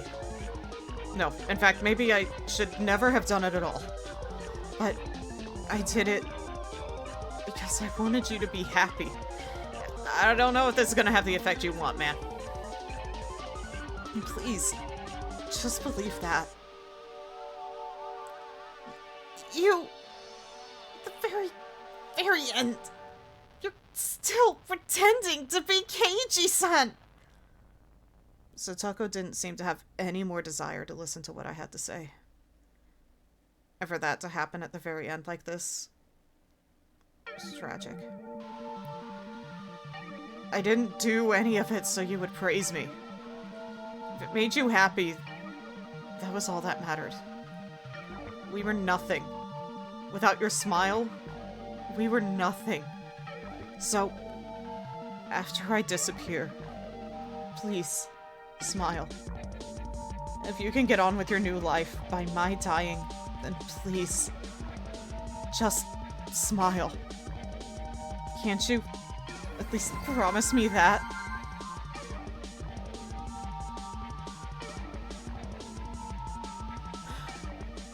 Hi, Yatsu. Thank you for resubbing. You're kind of gonna miss some. You're missing a little bit of context. Long story short, her uncle basically tried to boil her alive, and Keiichi found her and wrapped her up in a towel, tried to cool her off because she was like delirious from like probably getting close to having a heat stroke, if not having one. And in our panic, like, Keiichi was like, I don't know how to dress anybody. Fuck it. The time is of the essence. I'm just wrapping her up in a towel to take her to the clinic. More shit happened. Basically, she has yet to get clothes. Shit happened when she went to try to get clothes. Now here we are dangling from a bridge. Yeah. Yeah, don't worry, Keiichi didn't do anything. Oh yeah, also Rika is dead, and what looked like she was brutally murdered. So that was kind of a tipping point for right now.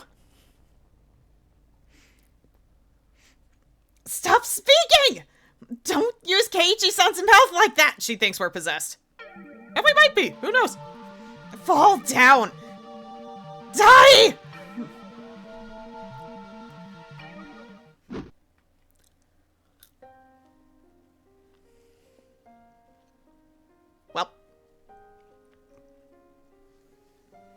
Well, we still got 2 more chapters left, so I'm like, what the fuck? What more is there gonna be? And those were the last words Satoko ever said to me. Those sad, tragic, and altogether unrewarding words. What on earth was I? My desire to make Satoko happy ended up like this. Where did I first go wrong? And what was the mistake I made? When did I make it? Was I the crazy one, or was it Hinamizawa? Even after all of this, I thought I wasn't crazy at all. It was this eerie world that was crazy. This world I'd accidentally wandered into that one night. Because that fun world where I never doubted all the crazy times we had as a club would go on forever. It couldn't possibly have transformed into such an abnormal world. That fun world wouldn't have ever ended with this. with Satoko pushing me to my death. In the end, I was going to be swallowed up by this crazy world and disappear. No, I'd probably already disappeared. Yeah, probably. On the night of Watanagashi. I'm sure that in the world I really belonged to, I had vanished that night and everyone was worried. It was laughable that I had taken this long to figure out I wasn't around anymore. Nope, that's still a mystery. Oyashiro-sama's curse on the 5th year was Satoko's uncle dying and me disappearing. I thought he wasn't dead, though. What are you saying? In the real world. Oh, that's what he's saying. I get it. After killing the uncle, he, like, shifted planes, essentially, to a parallel world, and that was his disappearance. Okay, I got it. In the real world, Satoko had already been freed. Maybe my friends were all lamenting my disappearance and valiantly trying to get back on their feet. And even though they were down to 4 people, the club would reopen. They would have a good time without me. Waiting for the day when I would come back. Sorry, everyone. I couldn't come back home. But this is what I wished for. It was my wish for Satoko's smile. And my duty as her Nini. At this point, there will be nobody left to torture you.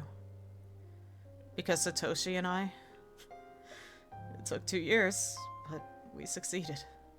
That annoying, toothy smile of yours, we wanted to see it one more time.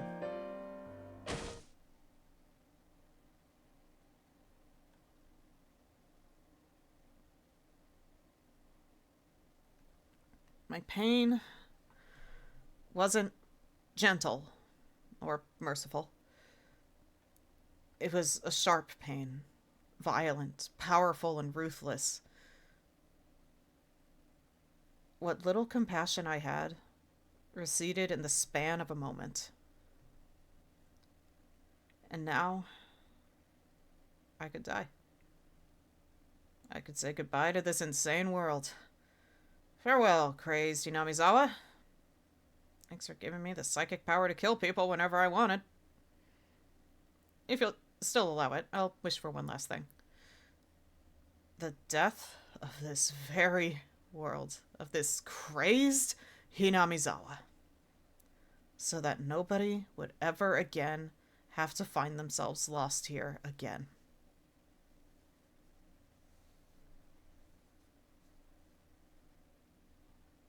Are we really gonna go through 2 more chapters where he's fucking dead?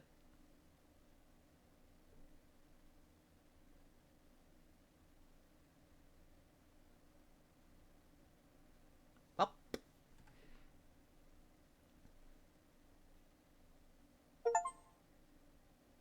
Witness the final showdown.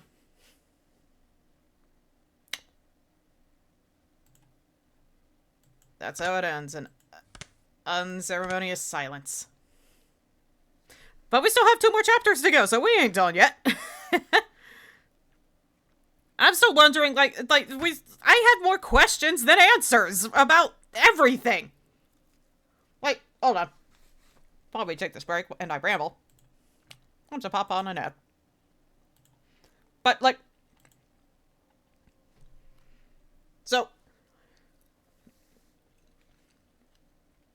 So, the uncle situation, we never saw him.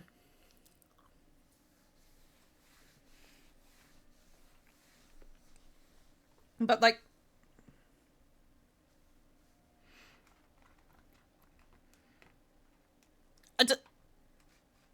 mean,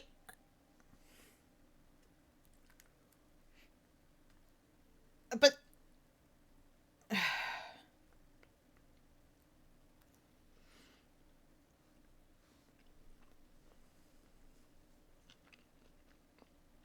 The only other thing I could possibly think,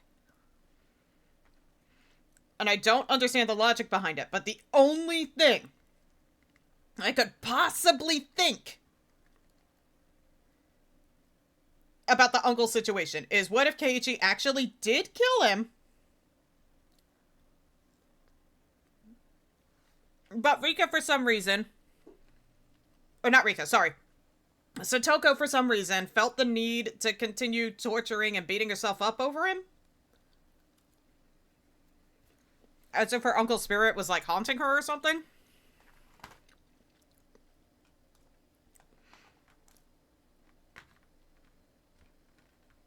But it's hard to say because we haven't seen the uncle ourselves. So... but we also... The body wasn't there, so...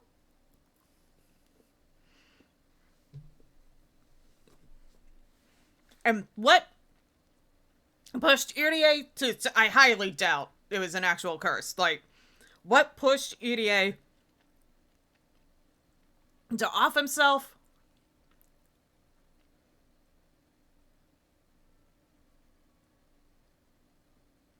And where is Oishi?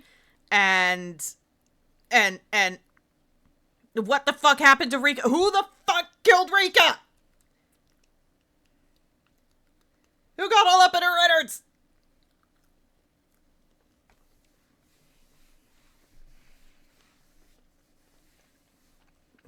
Ow. Sorry, I just bit the inside of my cheek. God damn it.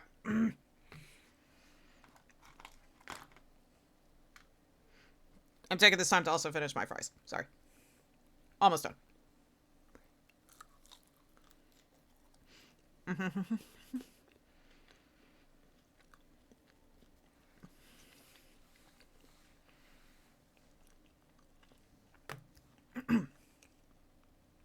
There we go. I have more questions than answers about everything. Describes most, if not all, of Ryukishi 07's games. If you ever get around to Iwahime, everything in that game just leaves you more confused the further you go on.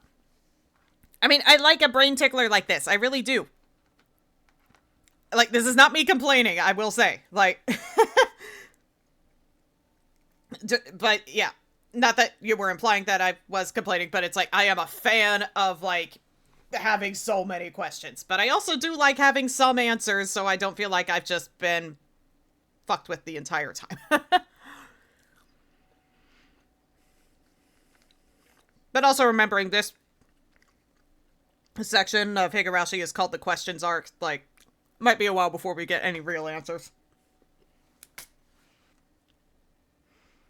I'm not seeing any blood. Okay. I didn't bite my cheek that bad, I guess. Okay. Probably gonna be feeling that for a bit, though. Goddamn fucking wisdom teeth. Need to get these things ripped out. Alright. Looking at new tips and then we move on. Research notes. What do we got? Hit me. Oyashiro-sama. Nobody really knows what characters to use to write Oyashiro-sama. Knowing this is hard, partly because depending on the time period, he has been called with various titles, with subtle changes to his name, and nobody knows the real one. The only thing all time periods agree on is that the 4 syllables o, ya, shi, and ro are always used.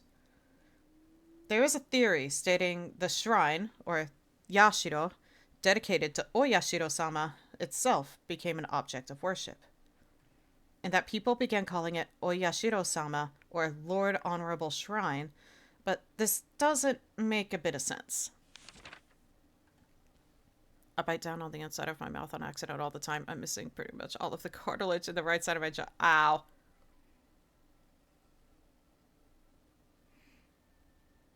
Yeah. I'm hoping it's not going to be too bad when they finally look inside my mouth. I hope it's not going to be too bad when they look in there and see how much damage I've done to myself on my left cheek. At this point now, like, the only thing holding me back is making sure like, I know I'm gonna need the recovery period. I need to make sure I have money in the bank to sustain said recovery period. Surprisingly, not the arthritis, just never formed. Damn. Still, sucks to know that someone knows my pain. Like, on one hand, good to know I'm not alone. On the other hand, I hate that someone else has to deal with this. It doesn't help that my wisdom tooth that's poking out causing this damage. I swear, it feels as sharp as... What's the tooth behind the canine? Incisor? Or is incisor the front ones? Point is, whatever tooth is like right after the canine is like, that's how sharp it feels. It is a very sharp wisdom tooth. So yeah, I need to get that shit out. All 4 of them. Anyway. I don't know whether this is related, but people say the Furude family, the most respected bloodline in terms of worshipping Oyashiro-sama, actually inherited his blood. And in the legend, the Furude family passes down. If for 8 generations in a row, the firstborn child is a girl, the 8th daughter will be the reincarnation of Oyashiro-sama. Well. Rika, which one are you? She's definitely the 8th.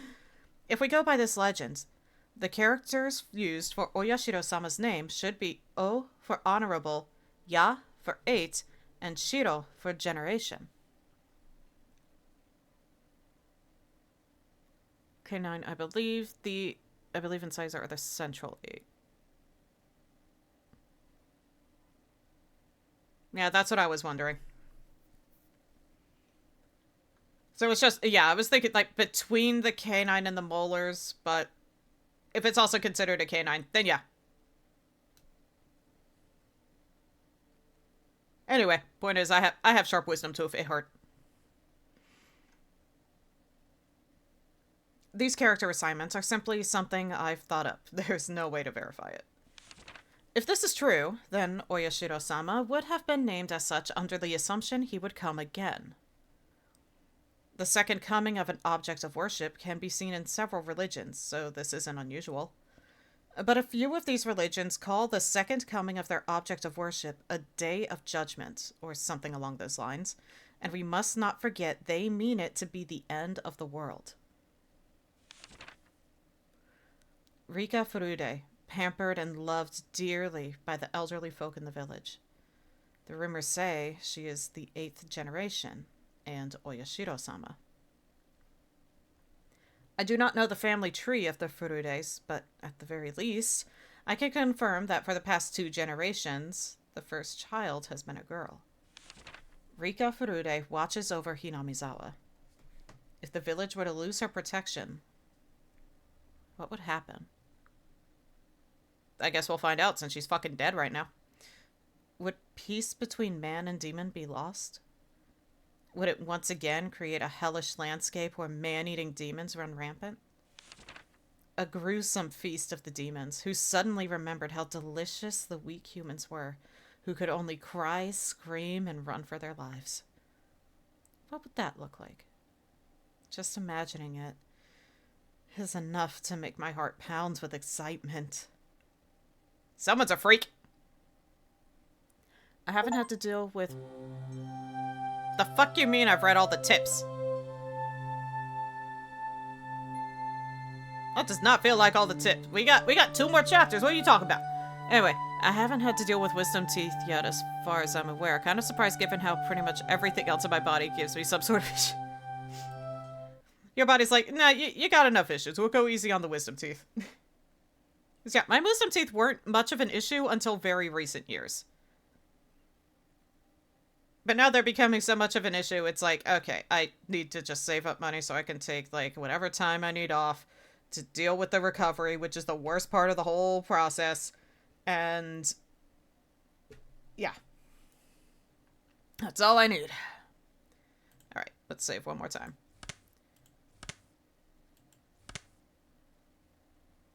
Alright. Let us... This is, like... Hold on. I'm double checking on Steam real quick. Uh...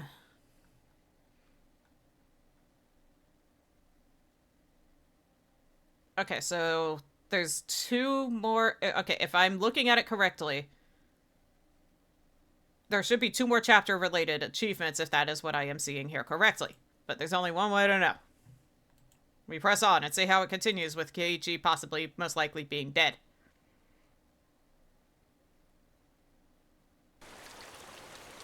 Okay, he's not dead. Cool. Not yet, anyway. My head was pounding. The sky was bright. It was cold, too. It hurt. Each sensation I felt led to a new and different one awakening. When I came to, I was laying face first on a dry riverbed. A few body parts hurt a lot. The skin over a bunch of my joints was torn, turned blue or red or oozing blood. I could tell it was my bones that were in pain from the agony I felt whenever I moved. I looked up and saw how high the bridge from which I had fallen was. Considering I dropped from there, it was a miracle that I could open my eyes again. Right next to me was a broken, upside-down car seat, which I guess some pranksters had brought here. Or maybe this thing had been conveniently lying right under me, allowing me to escape instant death. Miraculous. Of course, I didn't know whether this miracle was fortunate or unfortunate. I failed to die. And now I was still stuck in this insane world. How long had I been unconscious for? The sun was high in the sky, so it looked like only 1 or 2 hours had passed. But my body's sluggishness didn't make it feel at all like so short a time had gone by. Mentally, it felt like I'd been asleep here for a decade. Ow. The more feeling returned to my body, the more the pain flooded in. It hurt so much it would have been better not to have woken up. I needed to get to a doctor. Yeah, to Coach's clinic. The term Coach's clinic brought memories back one after another. Memories I wish I hadn't recalled. Satoko was no longer on the bridge.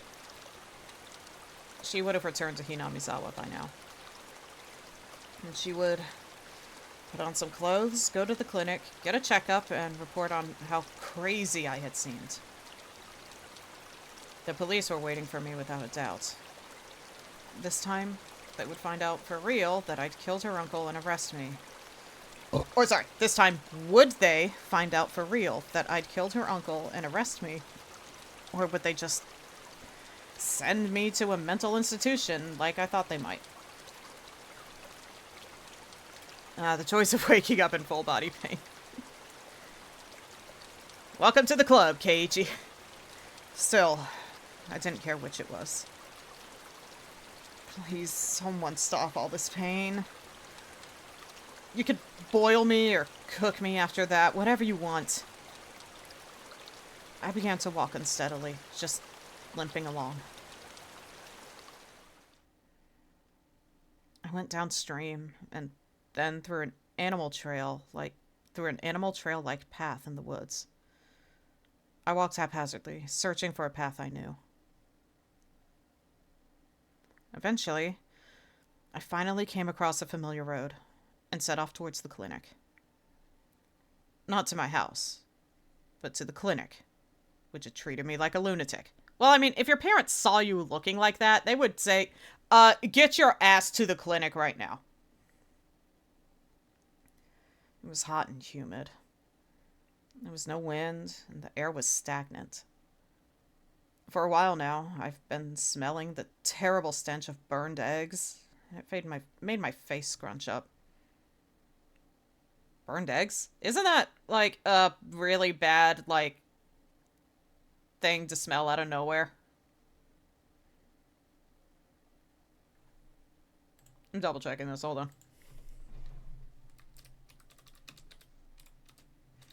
Hold on.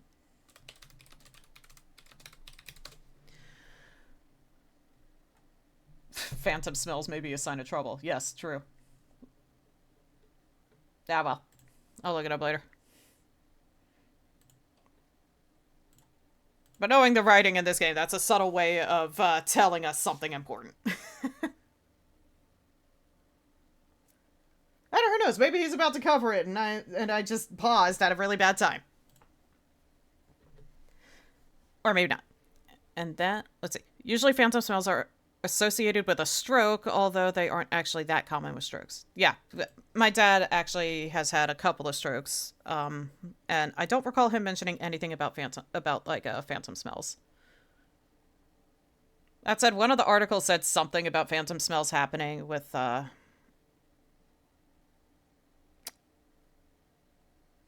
forgot the terminology already. Hold the fuck up. I want to say some sort of head injury, maybe a concussion, but let me see. Reopen, close tab. There we go.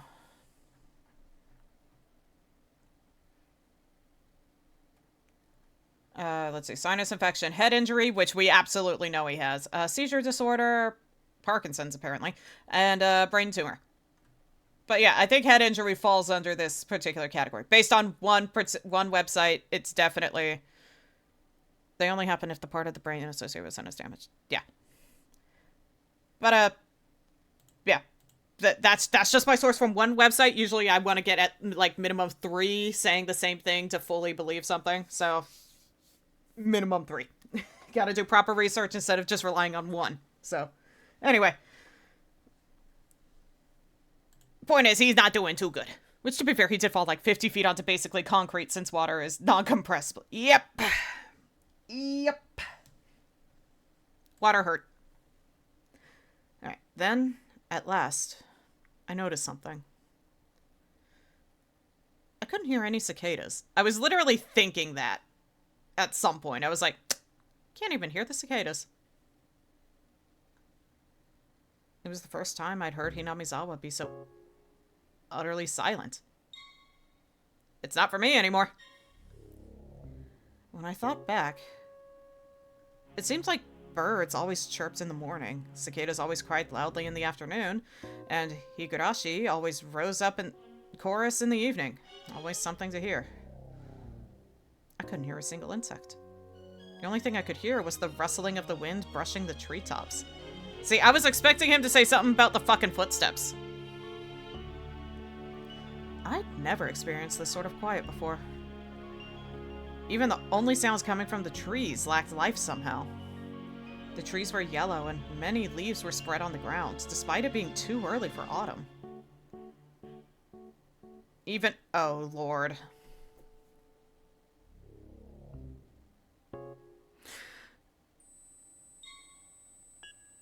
This could be a head trauma-induced hallucination, but I'm wondering...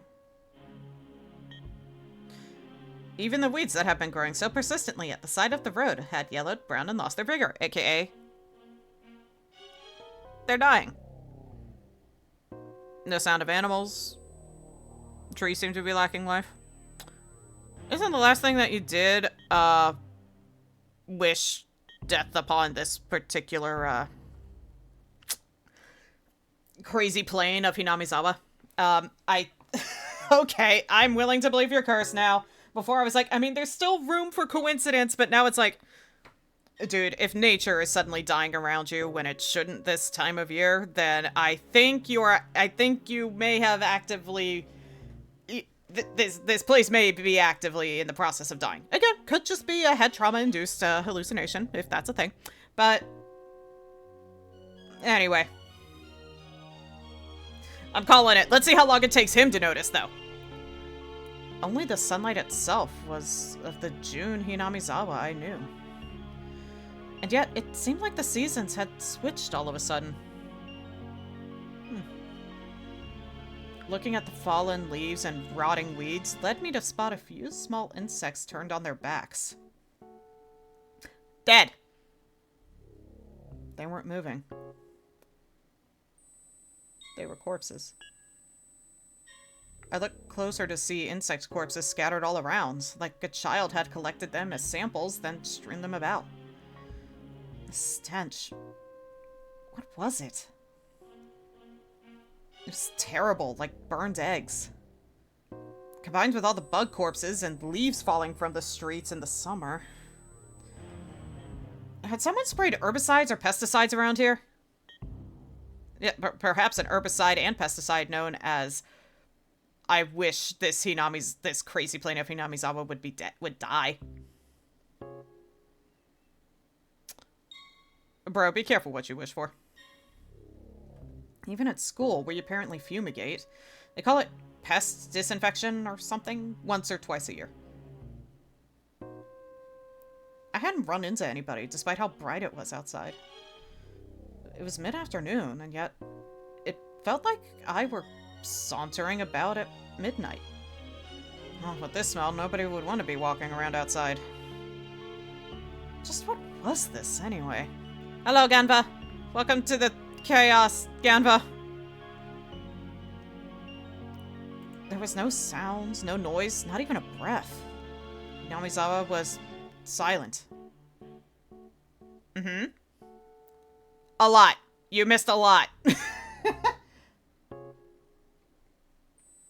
I'll try to give a quick TLDR. So Rinka's uncle supposedly tried to, boil her life, essentially. She was sitting in a steaming hot bath, all damn night, and the steam may have given her a heat stroke, possibly. She was not reacting well to the heat. So there's that. We tried taking her to the clinic, found out, Coach is dead. He apparently, took some pills. So Coach is dead. Oishi is suggested to be dead. His car is... They're supposedly looking for his car, from what we overheard. And Keiichi, decided to tell Satoko, that he thinks, since he wished these people to be dead, he might be the cause of them being dead. And also... he tried to kill her uncle, and yet he's supposedly still around, and that doesn't make sense, and she didn't take to that well. And then we found, Rika's dead body, with her stomach sliced open and her intestines strewed about. Oh, and we were carrying a hatchet the whole time, so, Satoko accused us of doing it, and, we tried to follow, Keiichi tried to follow her, tell her, I didn't do this, you gotta believe me, and one thing led to another. She ended up pushing him off a bridge. And he thought he was gonna die, but yet he is walking around. His last thought was, since I have the psychic power to wish things dead, I wish this crazy alternate reality of Hinamizawa to die. I want it to be dead so no one has to deal with it. And now suddenly he's not dead. For better or worse. And he's noticing it's pretty quiet here. Trees are looking awfully yellow despite it being early summer. There's a lot of dead bugs on the ground. This is weird.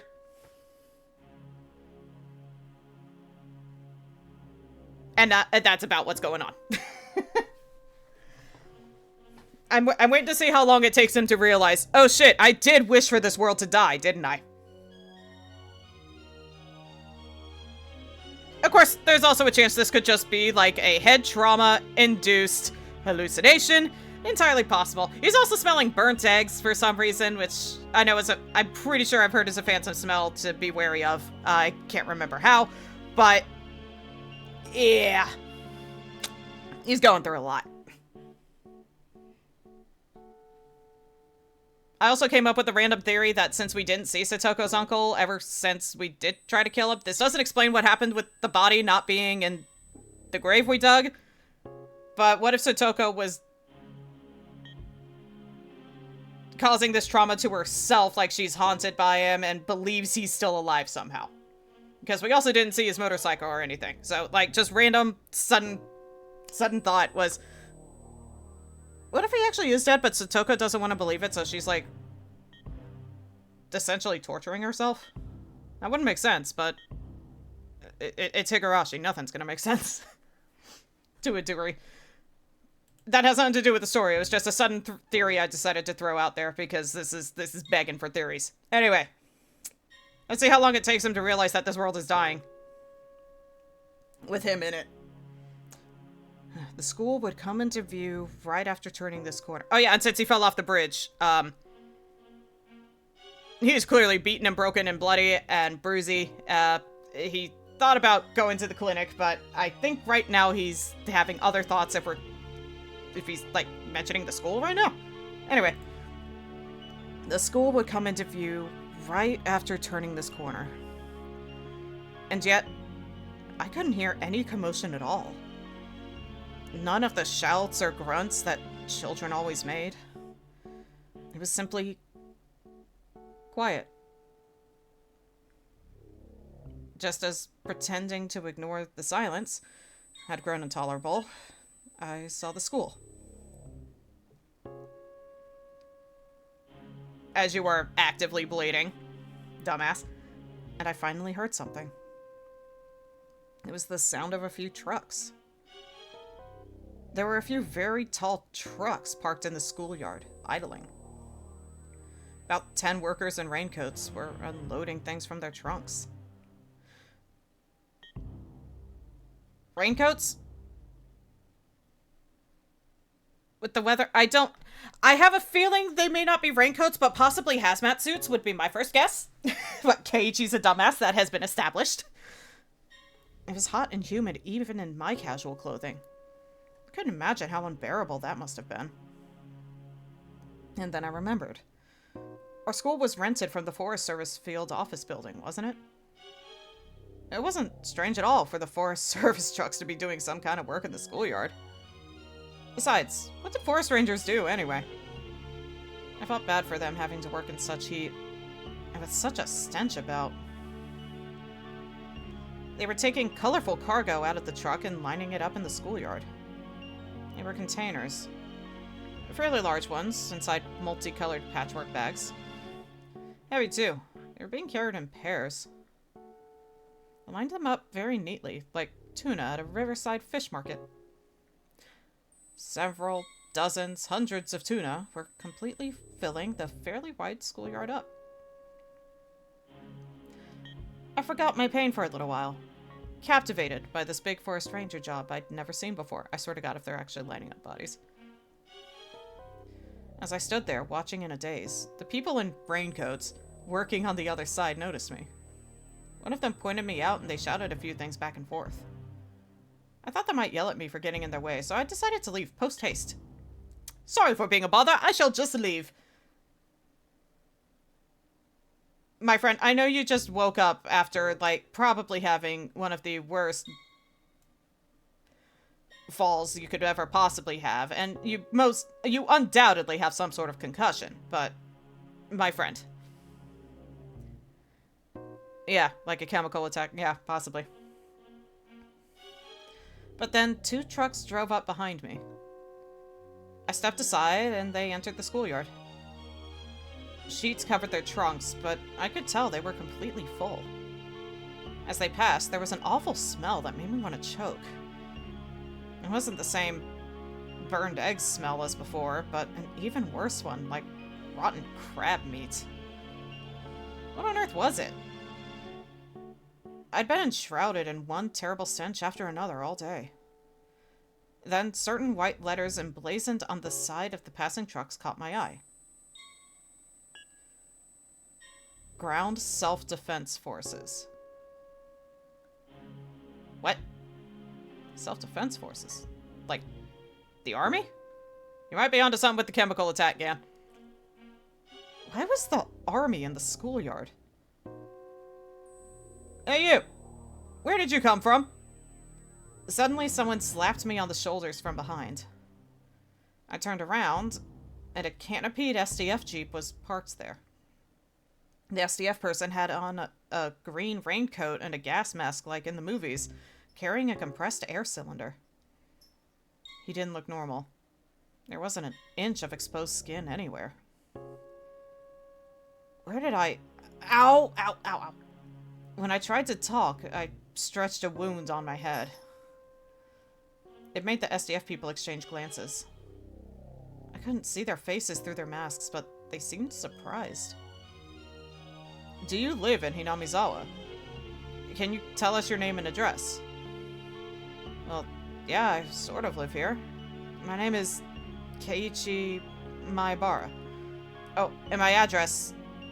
Redacted, Hinamizawa Village, Shishibone. After seeing me tell them my name and address without hesitation, one of the SDF people watching from the Jeep started talking into a radio. Base, do you read? Base, do you read? We have a 402, survivor discovered. I repeat, we have a 402, we found a survivor. He's in front of the Forest Service office. This is base, we copy. Secure the survivor at once. What is his status? Healthy. Wounded all over, but not fatally, somehow. He can walk on his own. We'll send him to HQ for safety. Yeah, it's like, healthy. Broken, battered, bloody and bruised, but he's not dead. I was prepared to go along with the police, but the SDF? I couldn't help but think it seemed a little bit much. They urged me into the back of the Jeep. And then they told me to put on this gigantic gas mask.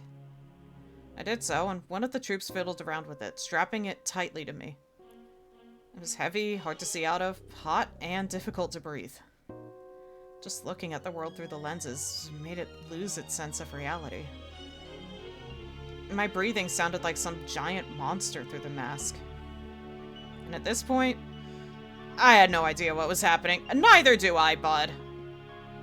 All I can tell is that shit's dead.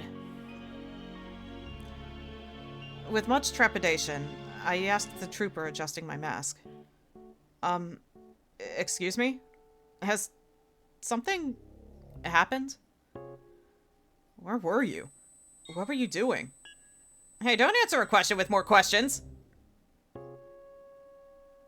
I was the one asking you. The whole experience, it's like, I don't have any answers, just more questions. Anyway. I, fell from a rope bridge way back in the mountains. This makes me think of when Mom accidentally made... because of the bathroom. Yeah! Yeah, I gotta be safe with them cleaning chemicals.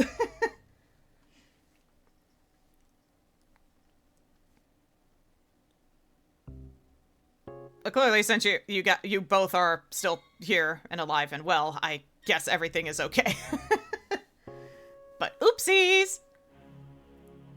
I, fell from a rope bridge way back in the mountains. I think I passed out on the riverbed. I don't actually know what day it is. Today is June 22nd, 1983. Wednesday. June 22nd. So, it's the day after? It was when I was a kid. Okay. That surprised me. Satoko pushed me off the bridge on Tuesday the 21st. That meant I'd been asleep on that riverbed for an entire day. Dude, with the kind of fall you had, that's really not surprising. Forgive me for asking again, but did something happen? Why is the SDF here? It really is like his curse. He's like, he wants something dead, and then the next day it is. Fuck. Is this a drill?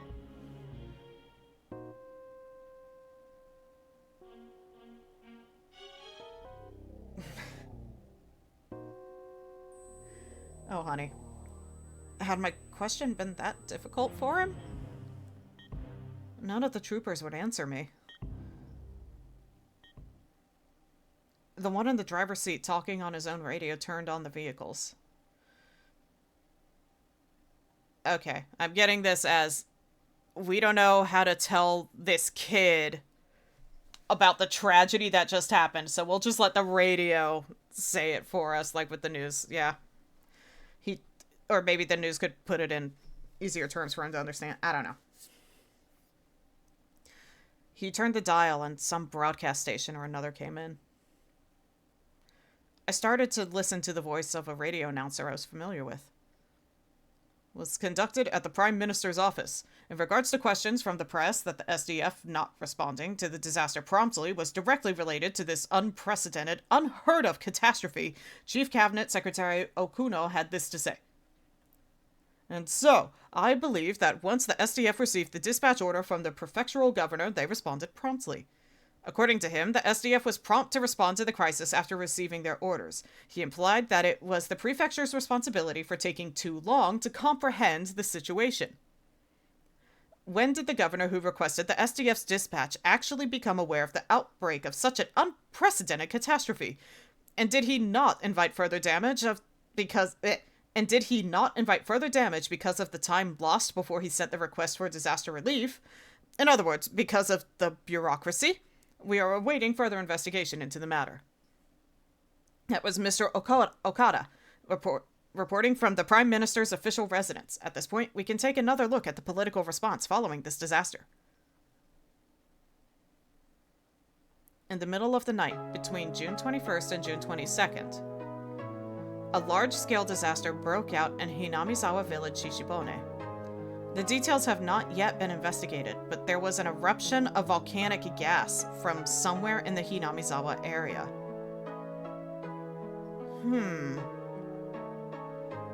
That would explain the egg smell. It was sulfur! Or brimstone. I think it's sulfur. I'm pretty sure, like, that's sulfur.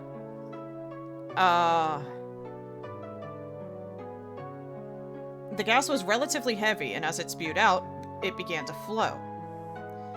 That flow went down along a small river and headed directly into Hinamizawa village. After a few hours, it had covered the entire region. It happened in the middle of the night. 2 to 4 a.m.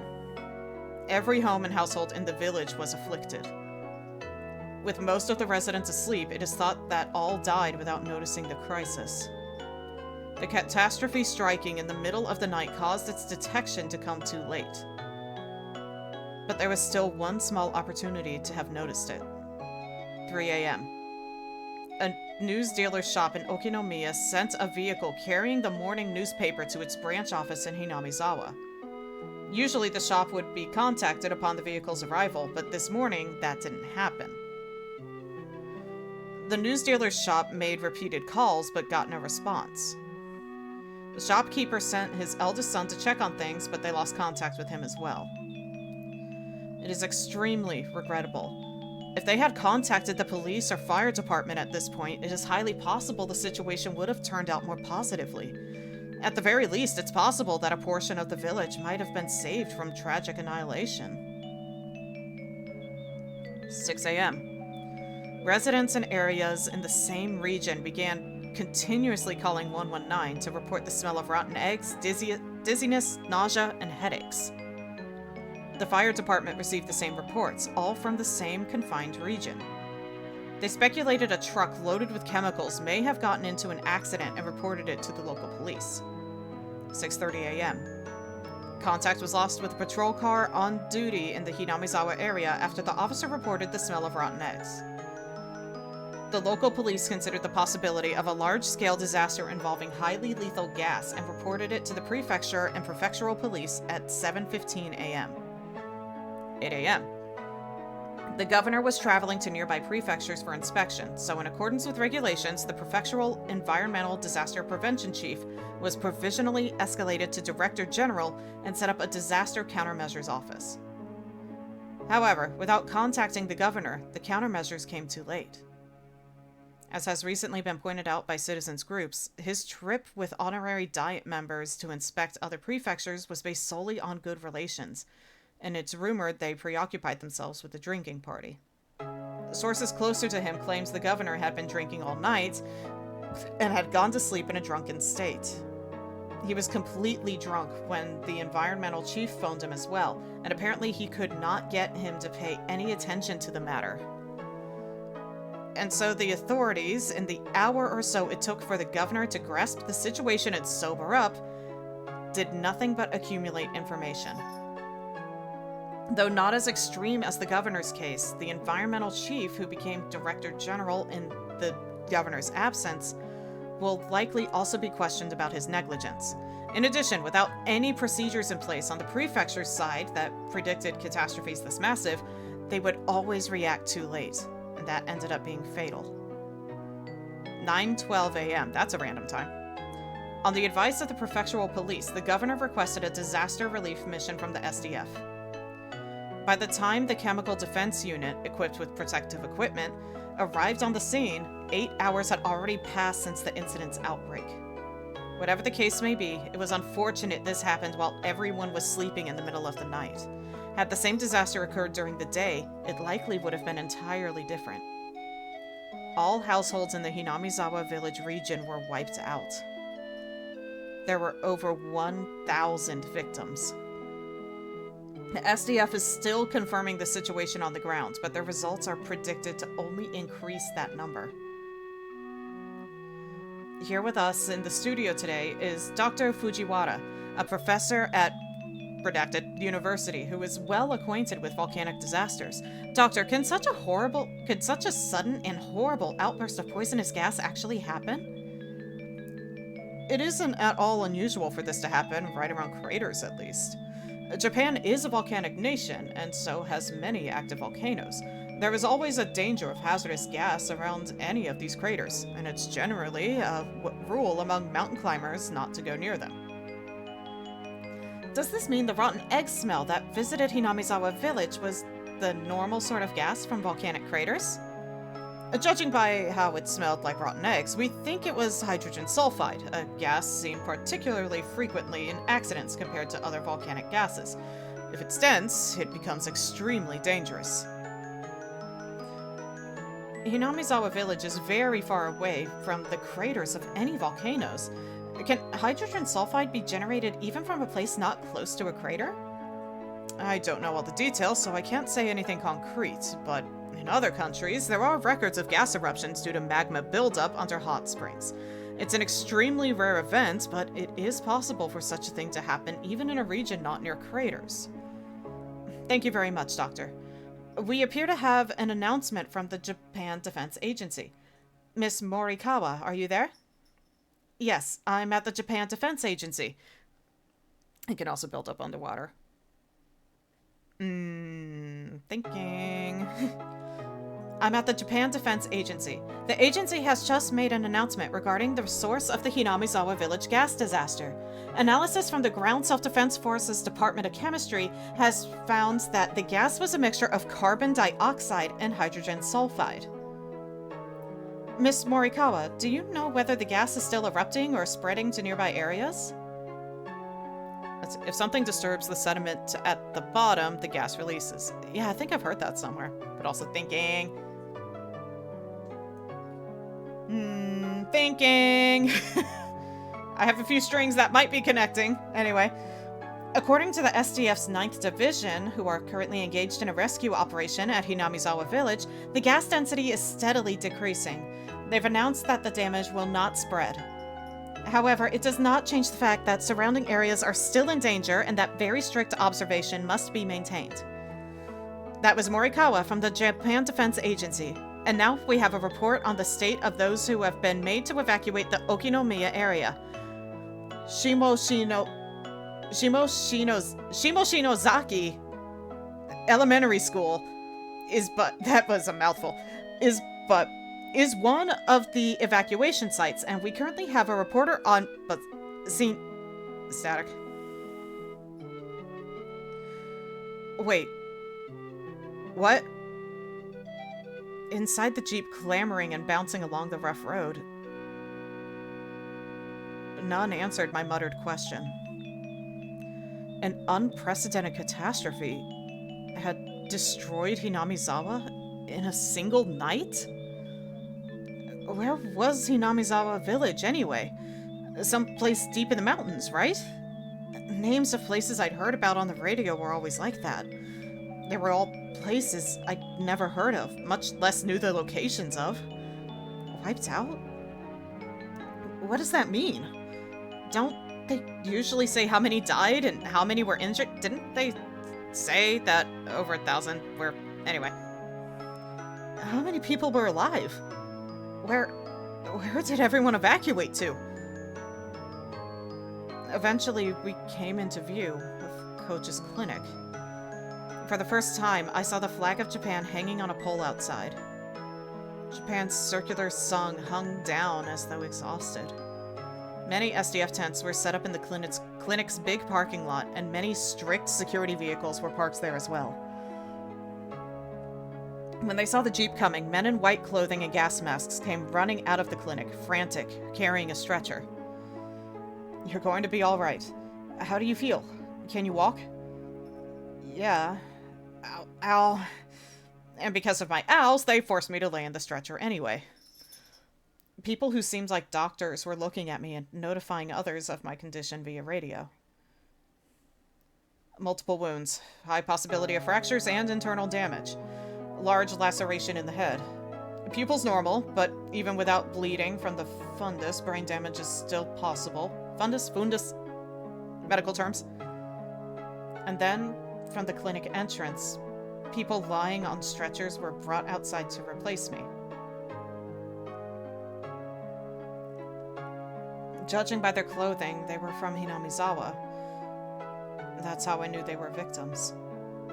They brought the stretchers in front of a truck. 2 troops holding shoulders and legs, like some kind of baggage, picked them up and threw them into the trunk.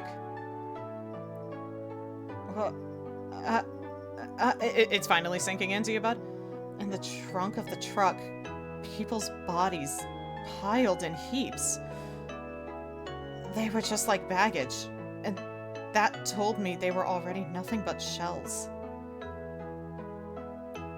At that moment, I remembered all those colorful sacks filling the trunks, and them lined up in the schoolyard like a fish market. Yeah, I had a feeling those were bodies. Hundreds of empty shells. Corpses. Corpses.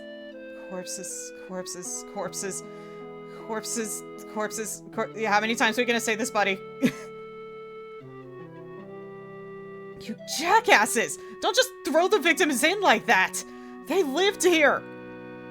The troops carrying the sacks answered with a humble salute. The world didn't need this insane version of Hinamizawa. Okay, there we go. He realized it. My final wish. Again. It was granted. I didn't understand anything anymore. None of it mattered. I wished, I cursed, and then it happened the next day. Then please, tomorrow morning, let me die. That insane night, it's still going on. Please, please, end it already.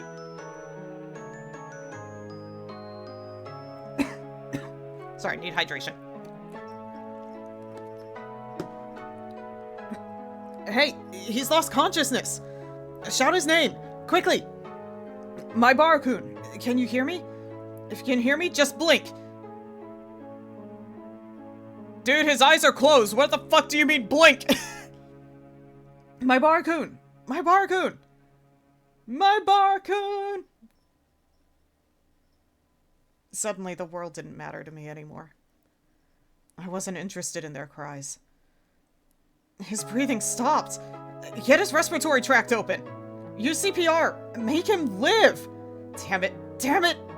No more. No more dead people. Watch this be the one wish that won't be granted. He wants to die, and yet these people are like, nope, not allowed. Nobody deserves to die. Don't kill him! Don't kill him! I could hear the voice of a man crying and screaming in my ears. Nobody deserves to die. And those words came from his heart. They were so commonplace. And they soaked into my heart too. Maybe it was a mistake to take someone's life, even if it was to save Satoko. If this is the price I had to pay, this horrible tragedy, then this is a little much, Oyashiro-sama. Why? Why did you never punish me? That's the secret, Keiichi. You're being punished with emotional torment right now, carrying the weight of your sins. Come to think of it, Satoko said something. Yep, Oyashiro-sama's actual curse never goes for the target at first, but kills everyone they love before that. Oyashiro-sama's curse. It was a convenient excuse I told myself at the very end. And it wasn't my curse that destroyed it, but Oyashiro-sama's. Given that I was in a stretcher, this next bit might have been obvious. But last of all, I realized one thing. Yeah. Today, I had not heard those footsteps following me. Right, I wondered even once. And now, I was liberated. As the cries of the Higurashi I couldn't have been hearing filled my mind. Their tearful ensemble was the only funeral march I had.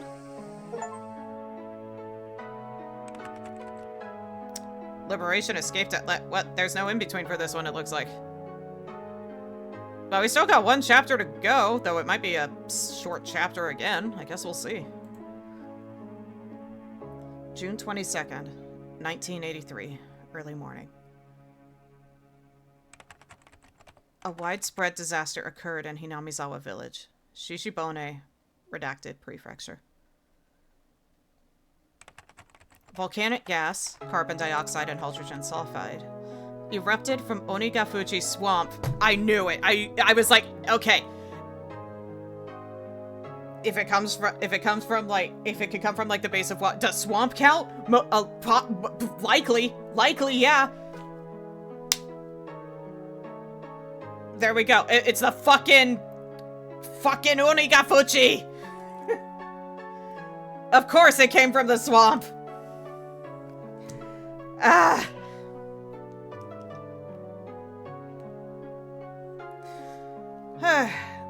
Volcanic gas, carbon dioxide, and hydrogen sulfide erupted from Onigafuchi Swamp, one of the Hinamizawa area's water sources, and spread through the entire village.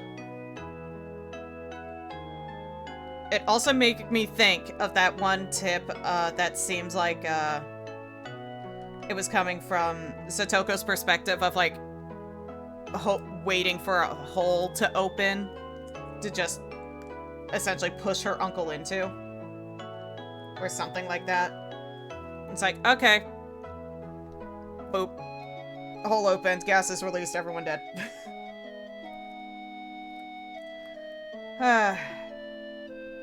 God damn it, I knew it would come back to the swamp. And also me thinking about the swamp because a motorbike was thrown in there, which could have disturbed the sediment at the bottom, like Ganba mentioned. But we also threw a bat in there, so if the motorbike didn't do it, the bat might have.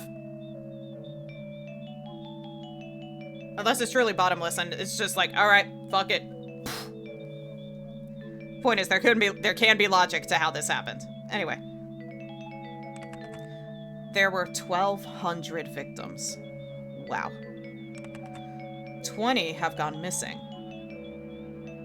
Deaths and disappearances. Let's go. Oyashiro-sama feasting well tonight. The catastrophe was unprecedented, forcing local governments to evacuate approximately 600,000 people. According to later investigations, magma pools and hot springs were uncovered directly under Onigafuji Swamp. Magma pools and the hot spring thing mentioned, yeah.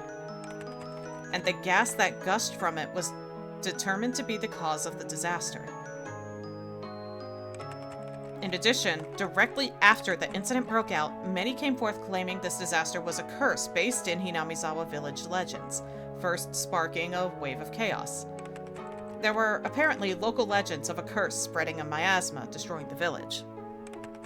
And some scholars believe a similar gas disaster may have happened in the past and remained part of these legends. More extreme periodicals suggested this was an extension of the string of freak death incidents that had been happening in recent years in Hinamizawa village, stirring interest in theories about this curse of Oyashiro-sama.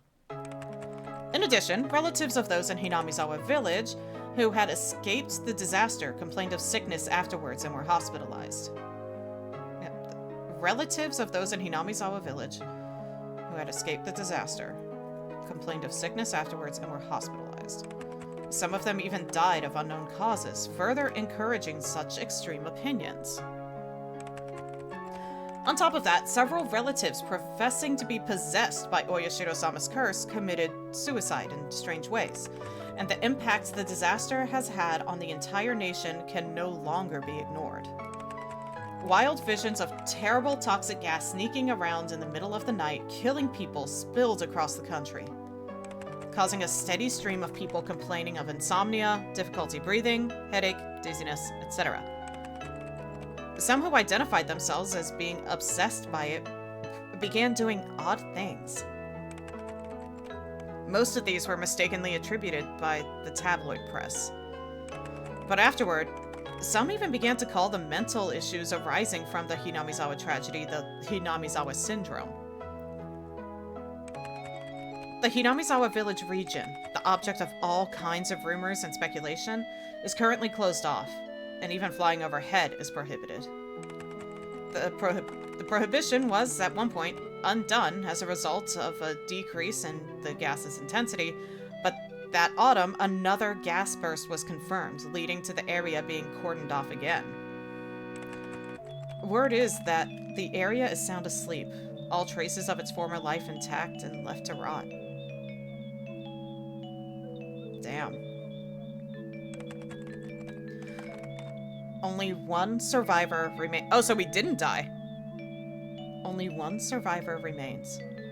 Keiichi Maibara, aged something in his teens, who lived at, redacted, Hinamizawa village. At the time of rescue, he had some trouble breathing due to fluid buildup in his lungs, but as a result of life-saving procedures, he was kept alive. To carry the weight of his sins another day. He is currently in a general hospital somewhere in the prefecture. The press have been asking for him for some time, but all interviews are being refused. What did he see in Hinamizawa? What happened between June 21st and June 22nd in Hinamizawa village? Who knows? We were knocked out, it was like midday, and then woke up midday the next day. Today he remains silent, unwilling to speak of it.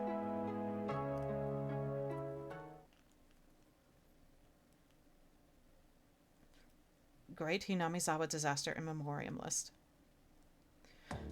Okay, let's see if there's any hints in here. Jiro Tomatake, real name unknown, possibly committed suicide in the village.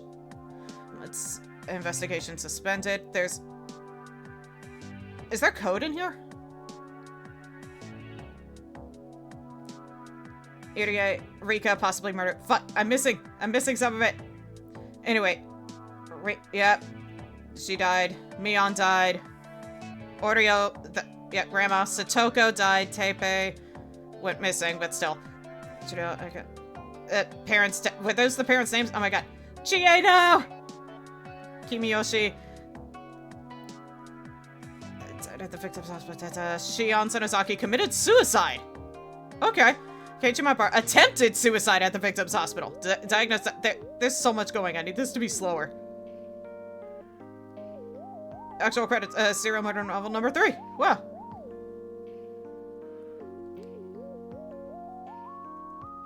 You're... Wait, I could make out some words on that one. I saw rely on. Hold on. You're something rely on. Oh my goodness. Hey, this... Yep, there's words hiding in here. Hold on.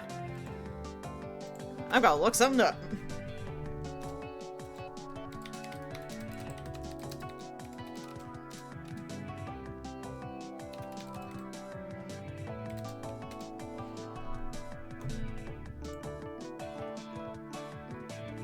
Yeah, is there any chance someone has the credits, like, jotted down somewhere?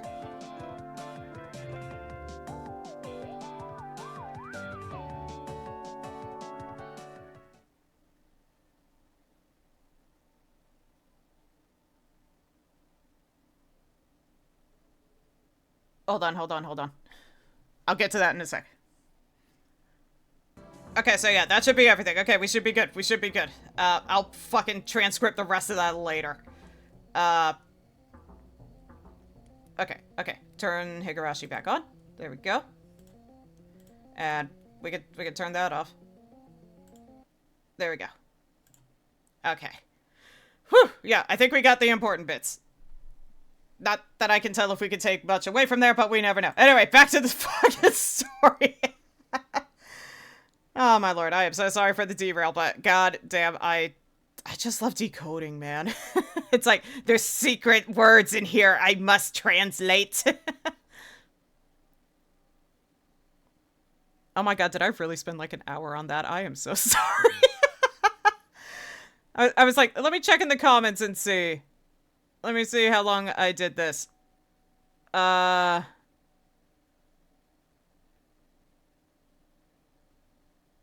Let's see, the first what the hell's going on bit was... Okay, that was like almost 45 minutes ago. Anyway. Anyway. So let's get back... Let's quick hydration check, since it's been a bit.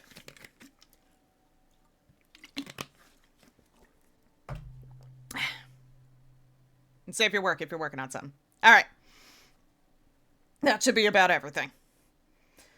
Yeah, because everything else was staff thanks, which always good to see. I love the Ragnarok online comment. Anyway. Alright. Back to it. Alright. Finally. Apologies for like the hour detraction or so. Alright. An elderly couple living in Osaka Prefecture discovered a cassette tape while organizing the possessions of their son, who passed away 8 years ago. Head tilt. Their son went missing when his fishing boat capsized in 1995. He was 47 at the time of his death. 8 years later, in 2003, they had begun to organize their son's remains in order to organize their minds, and came across the cassette tape in question. From 1975 to 1989. The deceased had experienced working as a journalist for a photography periodical, and this tape is thought to have been created during that time. The label on the tape read 11/28/1983, Keiichi Maibara. So November 28th, 1983. Hello, Willow. Thank you for jump scaring me by tapping my foot. It is thought the tape was recorded during an interview with Keiichi Maibara, the only survivor of the Great Hinamizawa disaster that occurred in June of 1983. As the only person who lived through the disaster on the night of June 21st... Hold on. Yeah, okay. I wanted to make sure I didn't have it muted. It is just being quiet. Okay. As the only person who lived through the disaster on the night of June 21st, shrouded in mystery, many interested parties attempted to question him, but he never once spoke physically to anyone in a public space. Therefore, the tape caused quite a stir, possibly being of extremely high value.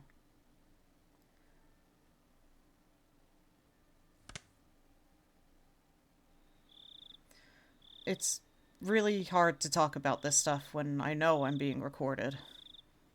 Please, don't worry about it. Here, it won't be a problem if I do this, right? After this, the sound quality dramatically decreases. Did he cover the recording device with something? Most likely. Then let's get started. Here's my first question. Keiichi-kun, where were you the night of the great disaster? I had gone behind the shrine, then took a path through the woods for a while. There's a rope bridge there. A little while before you get into the mountains. I fell from there and lost consciousness. Did this happen during the night of the disaster, between the 21st and the 22nd? No. It was the morning of the 21st, on Tuesday. Which means I woke up the afternoon of the next day. I think I was out for a day and a half. Why on earth were you there? I mean, I'm sure everyone wants to know, but the bridge you fell from that day, a weekday, I might add, was quite far from both your house and the school, wasn't it? Speaking frankly, there are some who say you knew of the great disaster beforehand and fell from the rope bridge as you were trying to flee the village. This isn't a joke. Please, don't be so arbitrary about this. I think it's a terrible thing to say, too. Please, don't be offended. Anyway, about the rope bridge you fell from. It was right here on the map, right? The rope bridge beyond the back of the shrine and through the path in the woods.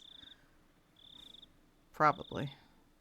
I never went over there, so I can't say for sure. I guess I just want to know why you were so... I guess I just want to know why you were out somewhere you'd never been before on a weekday morning. And then... Well, about the riverbed you fell unconscious on. Have you heard the rumors about that being impossible? Impossible. That word. Again.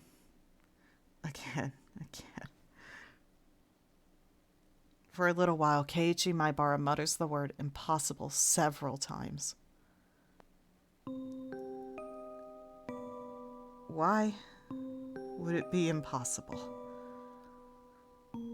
You know how the volcanic gas originated in the Onigafuchi swamp? Some scholars did some pretty delicate simulations and modeling and discovered something very interesting. The volcanic gas was heavier than the air. I was wondering about that too when they said the gas was heavy. I was like, but then he was in a stream where the gas would have sunk down there. How would he have been safe then, unless supernatural reasons, which it might be? The volcanic gas was heavier than the air, so it went along the ground, flowing into lower and lower places, kind of like what water does. And with Onigafuchi Swamp as its source, they were able to test how much time it would take for the gas to erupt and spread across the whole village. So, well, that riverbed you were unconscious on, the gas, it would have flowed down there. I don't really understand what you're getting at. In other words, if you were really passed out on that riverbed, you would have been in the middle of all the toxic gas that was spreading everywhere that night. That means there was no chance you could have been passed out there. Allow me to be a little more frank. I think that maybe you might be telling a lie. Something could have diverted it. Maybe, yeah. There was also mention of, like, a chair or, like, a car seat or something right next to him. It's possible maybe that blocked some of the... I don't know.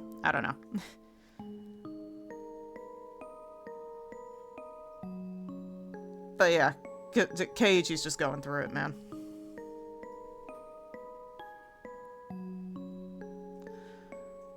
I really would not be surprised if it was something supernatural that protected him. If it was some kind of natural miracle, then...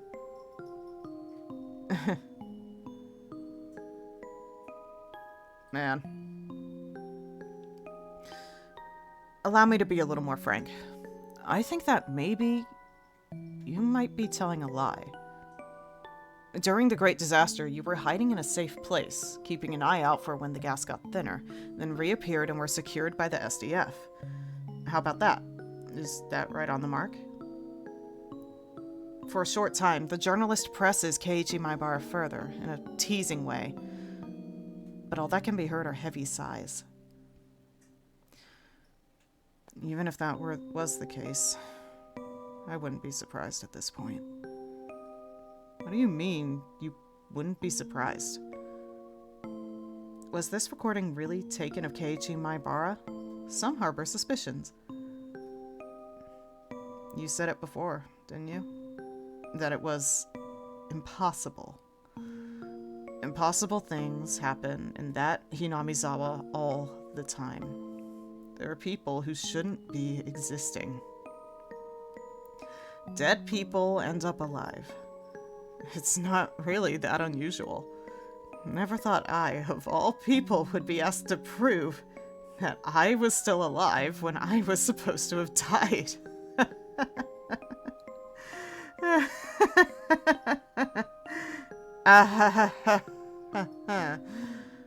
The journalist and Keiichi Maibara both laughed for a while. To verify its authenticity, I had the others in the Maibara family check the tapes with his voice in it. However, the sound was not clear, and much time had passed, so the relatives I checked with couldn't remember what he sounded like. I was unable to gain positive proof it was actually his voice. Alright then, I'll change the subject.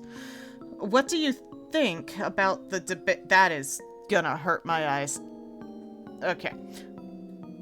What do you think of the debate about whether this disaster was the curse, the 5th year of the serial freak death incidents in Hinamizawa? I don't think it was. I was the curse that year, after all. What do you mean? What do I was just answering the question. Hold on. Okay, yeah. Doubts also remain regarding the date 11/28 written on the tape. The curse. Well, you probably won't believe me when I tell you this. I was the one who caused it. I was the one who wished for the whole village to die, and it happened. What an exciting story. Exciting? I suppose you could call it that. After Maibara Keiichi's failed suicide attempt on a certain August day 2 months after the disaster, he was diagnosed with a mental disorder and transported to a treatment facility. I was the one who killed Takano-san, and Coach, and Oishi too.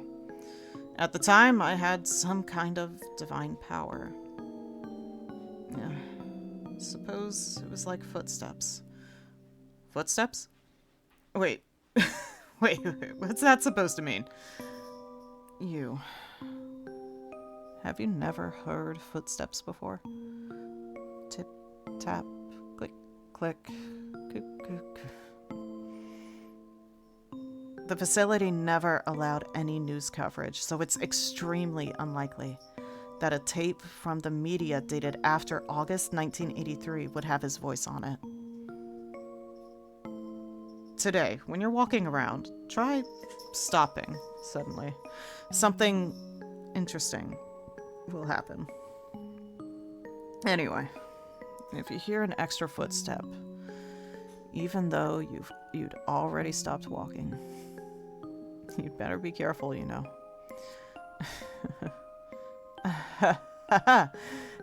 Yes, I'll be careful. Is what I'm saying really that funny to you? However, the reporter had been criticized for his forceful methods of collecting data while he was active, so there is still a possibility that he broke into the facility and forced Keiichi Maibara to talk. You've been doing nothing but laugh in my face this whole time. You're just like Coach.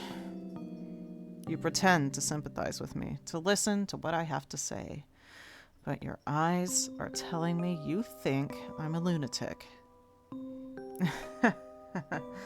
That's not true. No. I can tell. Your eyes are the same as Coach's. Is this truly Keiichi Maibara's voice? The authenticity of this recording is still wrapped in mystery. I never heard the footsteps again after that day. So, I don't think I have that terrible power anymore. Perhaps, right here, right now, I'll wish for you to die. I wish for your death for saying all these unpleasant things. Yeah, this time, why don't I decide how you die? Takano-san was burned to death, so let's go with the opposite. With water. I hope you drown and die. How's that?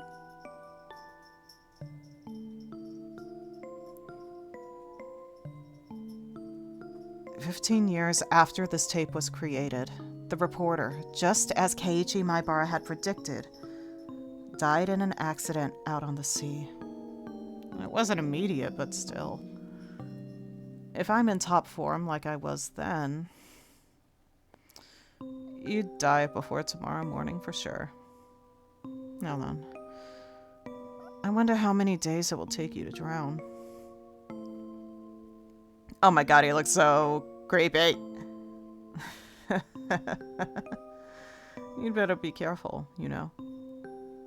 Don't go getting yourself killed by some stupid curse I put on you, okay? The recording ends in the middle of Keiichi Maibara's laughter. And Keiichi Maibara?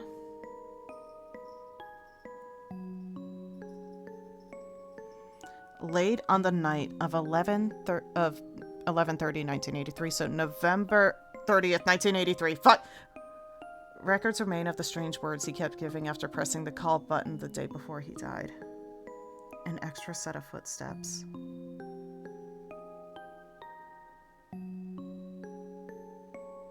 The footsteps came back. So you're gonna let that one linger, but not the other one? Don't do that. Don't fucking do that to me.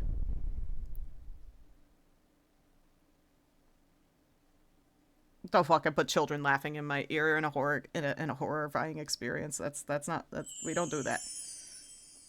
Okay, there's the all-cast review session. Which I normally don't do on streams. Because, yeah.